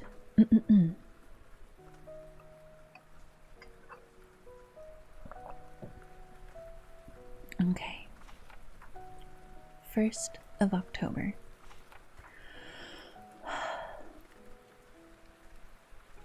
I am puzzled afresh about Renfield. Sorry, Dr. Seward's diary, 1st of October. I'm puzzled afresh about Renfield. His moods change so rapidly that I find it difficult to keep in touch with them. And as they've always mean something more than his own well-being, they form a more than interesting study. This morning, when I went to see him after his repulse of Van Helsing, his manner was that of a man commanding destiny. He was, in fact, commanding destiny, subjectively. He did not really care for any of the things the mere earth. He was in the clouds and looked down on all the weakness and wants of us poor mortals. I thought I would improve the occasion and learn something, so I asked him, "What about the flies these times?" He smiled on me in quite a superior sort of way, such a smile as would have become the face of Malvolio, and answered me, "The fly, my dear sir, has one striking feature. Its wings are typical of aerial powers of the psychic faculties. The ancients did well when they typified the souls of a butterfly." I thought I would push his analogy to its utmost logicality, so I said quickly, "Ah, so it is a soul you're after now, is it?" His madness foiled his reasons, and as a puzzled look spread over his face as, shaking his head with a decision which I had but seldom seen him, he said, No, I want no souls. Life is all I want." Here he brightened up. "I'm pretty indifferent about it at present. Life's all right. I have all I want. You must get a new patient, doctor, if you wish to study zoophagy." This puzzled me a little, so I drew on him. "Then you command life. You are God, I suppose?" He smiled with an ineffably benign superiority. "Oh no, far be it from me to arrogate myself to the attributes of the deity. I'm not even concerned his high, especially spiritual doings. If I may state my intellectual position, I am, so far as concerned things, pretty sure, things, if I may state my intellectual position as I am, so far as concerns things purely terrestrial, somewhat in the position of the Enoch, occupied spirituality." This was a poser to me. I could not at the moment recall Epoch's appositeness, so I had asked a simple question, though I felt that by doing so I was lowering myself in the eyes of the lunatic. "And why with Enoch?" "Because he walked with God." I could not see the analogy, but I did not like to admit it, so I hearkened back to what he had denied. "So you don't care about the life, you don't want souls. Why not?" I put my question quickly and somewhat sternly on purpose to disconcert him. The effort succeeded. For an instant he unconsciously relapsed into his old servile manner, bent low before me, and actually fawned upon me as he replied, "I don't want souls indeed, I don't. I couldn't use them if I had them, but they would be no matter of use for me. I don't eat them, or—" He suddenly stopped, and the old cunning look spread over his face like a wind swept on the surface of the water. "And doctor, as to life, what is it after all? When you've got all you require and you know that you will never want, that is all. I have friends, good friends, like you, Dr. Seward." This was said with the leer of inexpressible cunning. I know that I shall never lack the means of life. I think that through the cloudiness of his insanity, he saw some antagonism in me, for he at once fell back into the last refuge of such as he, a dogged silence. After a short time, I saw that for the present it was useless to speak to him. He was sulky, and so I came away. Later in the day, he sent for me. Ordinarily, I would not have come without special reason, but just at present I am so interested in him that I would gladly make an effort. Besides, I am glad to have any help to assist in passing the time. Harker is out, following up clues, and so are Lord Goldman and Quincy. Van Helsing sits in my study poring over the record prepared by the Harkers. He seems to think that by accurate knowledge of all details he will light upon some clue. He does not wish to be disturbed in the work. Without cause, I would have taken him with me to see the patient, only I thought that after his last repulse he might not care to go again. There was also another reason. Renfield might not speak so freely before a third person as when he and I were alone. I found him sitting in the middle of the floor on his stool, a pose which is generally indicative of some mental energy on his part. When I came in, he said at once, as though the question had been waiting on his lips, "What about souls?" It was evident that my surmise had been correct. Unconscious cerebration and doing its work, even with the lunatic. I determined to have the matter out. "What about yourself?" I asked. He did not reply for a moment, but looked around him, and up and down, as though he was expected to find some inspiration for an answer. "I don't want souls," he said in a feeble, apologetic way. The matter seemed prying. "Hi, Paula, welcome in."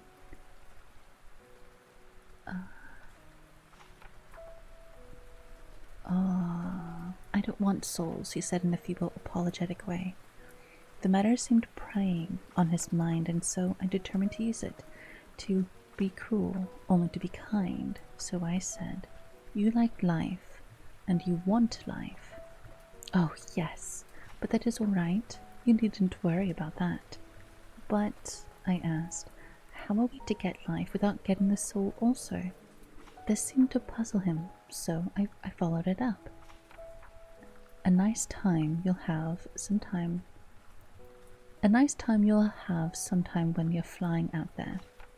The souls of thousands of flies and spiders and birds and cats buzzing and twittering and mewing all around you. You've got their lives, you know, and you must put up with their souls. Something seemed to affect his imagination, for he put his fingers to his ears and shut his eyes, screwing them up tightly, just as a small boy does when his face is being soaped. There was something pathetic in it that touched me. It also gave me a lesson, for it seemed as before me was a child, only a child. Though the features were worn and the stubble on the jaws was white, it was evident that he was undergoing some process of mental disturbances, and knowing how his past moods have interrupted things seemingly foreign to him, I thought it would enter into his mind as well as I could go with him. The first step was to restore confidence, so I asked him, speaking pretty loud so that he would hear me through his closed ears, "Will you like some sugar to get your flies round again?" He seemed to wake up all at once and shook his head. With a laugh, he replied, "Not much. Flies are poor things after all." After a pause, he added, "But I don't want their souls buzzing around me all the same." "Or spiders?" I went on. "Blow spiders. What's the use to spiders? There isn't anything to them to eat or—" He stopped suddenly, as though reminded of a forbidden topic. So, I thought to myself. This is the second time he has suddenly stopped at the word drink. What does it mean? Renfield seemed himself aware of having made a lapse, for he hurried on, as though to distract my attention from it. "I don't take any stock in all of such matters, rats and mice and all such small deer, as Shakespeare has said it. chicken feed of the larder, they might be called. I'm past all that sort of nonsense. You might as well ask a man to eat molecules with a pair of chopsticks as to try to interest me about the Lesser Carnova when I know of what is before me. I see, I said. You want things that you can make your teeth meet in? How would you like to breakfast on elephant? What a ridiculous nonsense you are talking.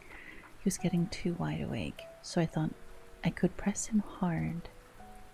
I wonder, I said reflectively, what an elephant's soul is like. The effect I desired was obtained, for he at once fell from his high horse and became a child again. I don't want an elephant's soul, or any soul at all, he said, for a few moments he sat despondently. Suddenly he jumped to his feet with his eyes blazing and all the signs of intense cerebral excitement. To hell with you and your souls, he shouted. Why do you plague me about souls? Haven't I got enough to worry and pain and distract me already without thinking of souls? He looked so hostile that I thought he was in for another homicidal fit, so I blew my whistle. The instant, however, that I did so, he became calm and said apologetically, Forgive me, doctor, I forget myself. You do not need any help. I am so worried in my mind that I am apt to be irritable. If you only knew the problem I have to face, that I am working out, you would pity and tolerate and pardon me. Pray do not put me in a straight waistcoat. I want to think, and I cannot think freely when my body is confined. I am sure you will understand. He has evidently self-control, so when the attendants came, I told them not to mind, and they withdrew. Renfield watched them go. When the door was closed, he said, with considerable dignity and sweetness, Dr. Seward, you have been very considerate towards me. Believe me, I am very, very grateful to you. I thought it well to leave him in this mood, and so I came away. There was certainly something to ponder over in the man's state. Several points seemed to make what the American interviewers call a story. If one could get them in prompt order, here they are. Will not mention drinking. Fears the thought of being burdened with the soul of anything. Has no dread of wanting life in the future. Despises the meager forms of life altogether, though he dreads being haunted by their souls. Logically, all these things point one way. He has assurance of some kind that he will acquire some higher life. He dreads the consequence, the burden of a soul. Then it is a human life he looks to. And assurance. Merciful God, the Count has been to him, and there is some new scheme of terror afoot. Later, I went after my round to Van Helsing and told him of my suspicion. He grew very grave, and after thinking the matter over a while, he asked me to take him to Renfield. I did so, and when we came to the door, we heard the lunatic within singing gaily, as he used to do in the time which now seems so long ago. We entered. We saw with amazement they had spread out his sugar, as if all the flies, lethargic with the autumn, were beginning to buzz into the room. We tried to make him talk of the subject of our previous conversation, but he would not attend. He went on with his singing, just as though we had not been present. He had got a scrap of paper and was folding it into a notebook. We had come away as ignorant as we went in. His is a curious case indeed. We must watch him tonight. Later, Mike Mitchell, Sons and Candy to Lord Goldming, 1st of October. My lord, we are at all times not too happy to meet your wishes. We beg, with regard to the desire of your lordships expressed by Mr. Harker on your behalf, to supply the following information concerning the sale and purchase of number 347 Piccadilly. The original vendors are the executors of the late Mr. Archibald Winter Sheffield. The purchaser is a foreign nobleman, Count de Ville, who effected the purchase himself, paying the purchase money in notes over the counter, if your lordship will pardon us using so vulgar an expression. Beyond this, we know nothing whatsoever of him. We are, my lord, your lordship's humble servants, Michael's sons and Candy.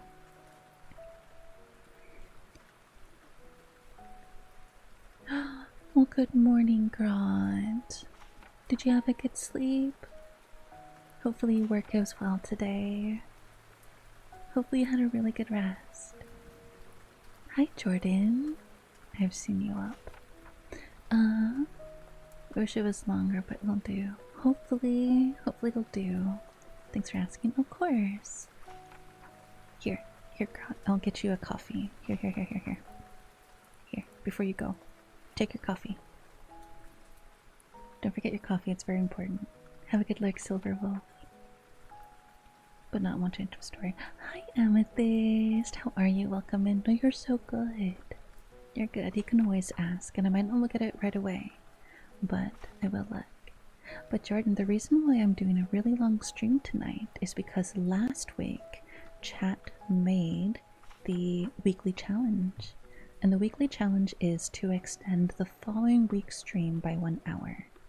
So I usually do about 4 hours a night. So this week we're doing 5-hour streams for the entire week. And then next week we're doing the same thing if we reach the goal. If we reach the goal by the end of Saturday's stream, then I will do another week of 5-hour streams next week. I forgot the coffee stuff. No, you're so good, Wolf. It happens. You can go ahead and get back to lurking. We're going to finish this, and then we'll probably call it a night there. Because we have about 10 more minutes to stream, and we have just a tiny bit left until we get to the end of chapter 20. Alright. Do a quick stretch. If you're in bed, close your eyes. Take a deep breath and relax. Dr. Seward's Diary, 2nd of October. I placed a man in the corridor last night and told him to make an accurate note of any sound he might hear from Renfield's room, and gave him instructions that if there should be anything strange, he was to call me. After dinner, when we had all gathered round the fire in the study, Mrs. Harker having gone to bed, we discussed the attempts and discoveries of the day. Harker was the only one who had any results, and we are in great hopes that his clue may be an important one. Before going to bed, I went round the patient's rooms and looked in through the observation trap. He was sleeping soundly, and his heart rose and fell with regular respiration. This morning, the man on duty reported to me that a little after midnight he was restless and kept saying his prayers somewhat loudly. I asked him if that was all. He replied that it was all he heard. There was something about his manner so suspicious that I asked him point blank if he had been asleep. He denied sleep but admitted to having dozed for a while. It's too bad that men cannot be trusted unless they are watched. Today, Harker is out following up his clue, and Art and Quincy are looking after horses. Goldwing thinks that it'll be well to have horses away in readiness for when we get the information we seek. There will be no time to lose. We must sterilize all the important earth between sunrise and sunset. We shall thus catch the Count at his weakest, and without a refuge to fly to, Van Helsing is off to the British Museum looking up some authorities on ancient medicine. The old physicians took account of things which their followers do not accept, and the professor is searching for witch and demon cures, which may be useful to us later. I sometimes think we must all be mad and that we shall wake to sanity in straight waistcoats. Later, we have met again. We seem to last be on the track, and our work of tomorrow may be the beginning of the end. I wonder if Renfield's quiet has anything to do with this. His moods have so followed the doings of the Count that the coming destruction of the monster may be carried to him in some subtle way. If we could only get some hint as to what passed in his mind between the time of my argument with him today and his resumption of fly catching, it might afford us a valuable clue. He is now seemingly quiet for a spell. Is he? That wild yell seemed to come from his room. The attendant came bursting into my room and told me that Renfield had somehow met with some accident. He had heard him yell, and when he went to he had heard him yell, and when he went to him, found him lying on his face on the floor, all covered in blood. I must go at once. Hi, Nix. Welcome in. How are you? Welcome in. How's your night? Hope you're doing good. Oh no. Okay, so either Renfield actually got hurt or like did something to himself just so that the door would be open and he can go escape. Probably. Honestly, that's probably what it was. I don't trust Renfield. I don't trust him at all. Thank you for the kiss. Let's see.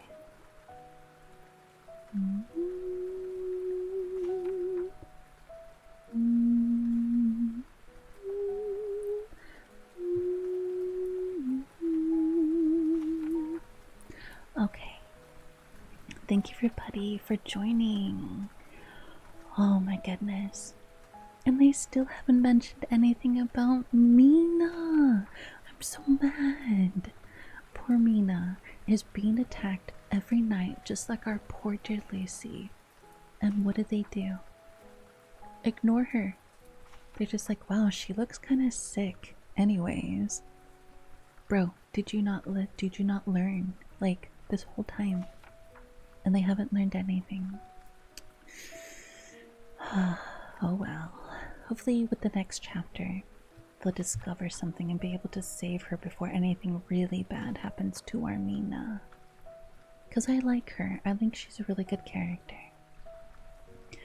Alright. Let me go ahead and see who is live. And we can raid into somebody. Before I go, hold on, do I owe anyone any redeems? We did the care package. Endless, I don't know if I did your kiss, but I can do it again. And Sloth. Thank you for the forehead kiss. Perfect. Weewa! Hi, handsome, how are you? Thank you for coming in and hanging out. Trying to fight the supernatural influence. There was moments of that internal struggle between Renfield, the like slave, I guess. I can't think of another word. Renfield, the slave to Dracula, and Renfield, the man who just wants to do his own thing, you know? Words he said in the past chapter 2 might not be his own, but rather Dracula's, with Renfield acting as a living speaker telepathically. Right? Thank you, you too, Milrith. Hi, Bunny. What were you reading? We did some Dracula. We did some Dracula tonight. We did chapter... Hold on. Chapter 18 through 20. So we are on chapter 21 right now. My gosh. That's a long time. That's a lot of reading. So we did 18, 19, 20. We did 3 whole chapters. Really cozy time. Good. I'm glad you were cozy. We love it when you guys are cozy. But thank you everybody for joining me and hanging out over on the YouTube side. Thank you guys. Mwah.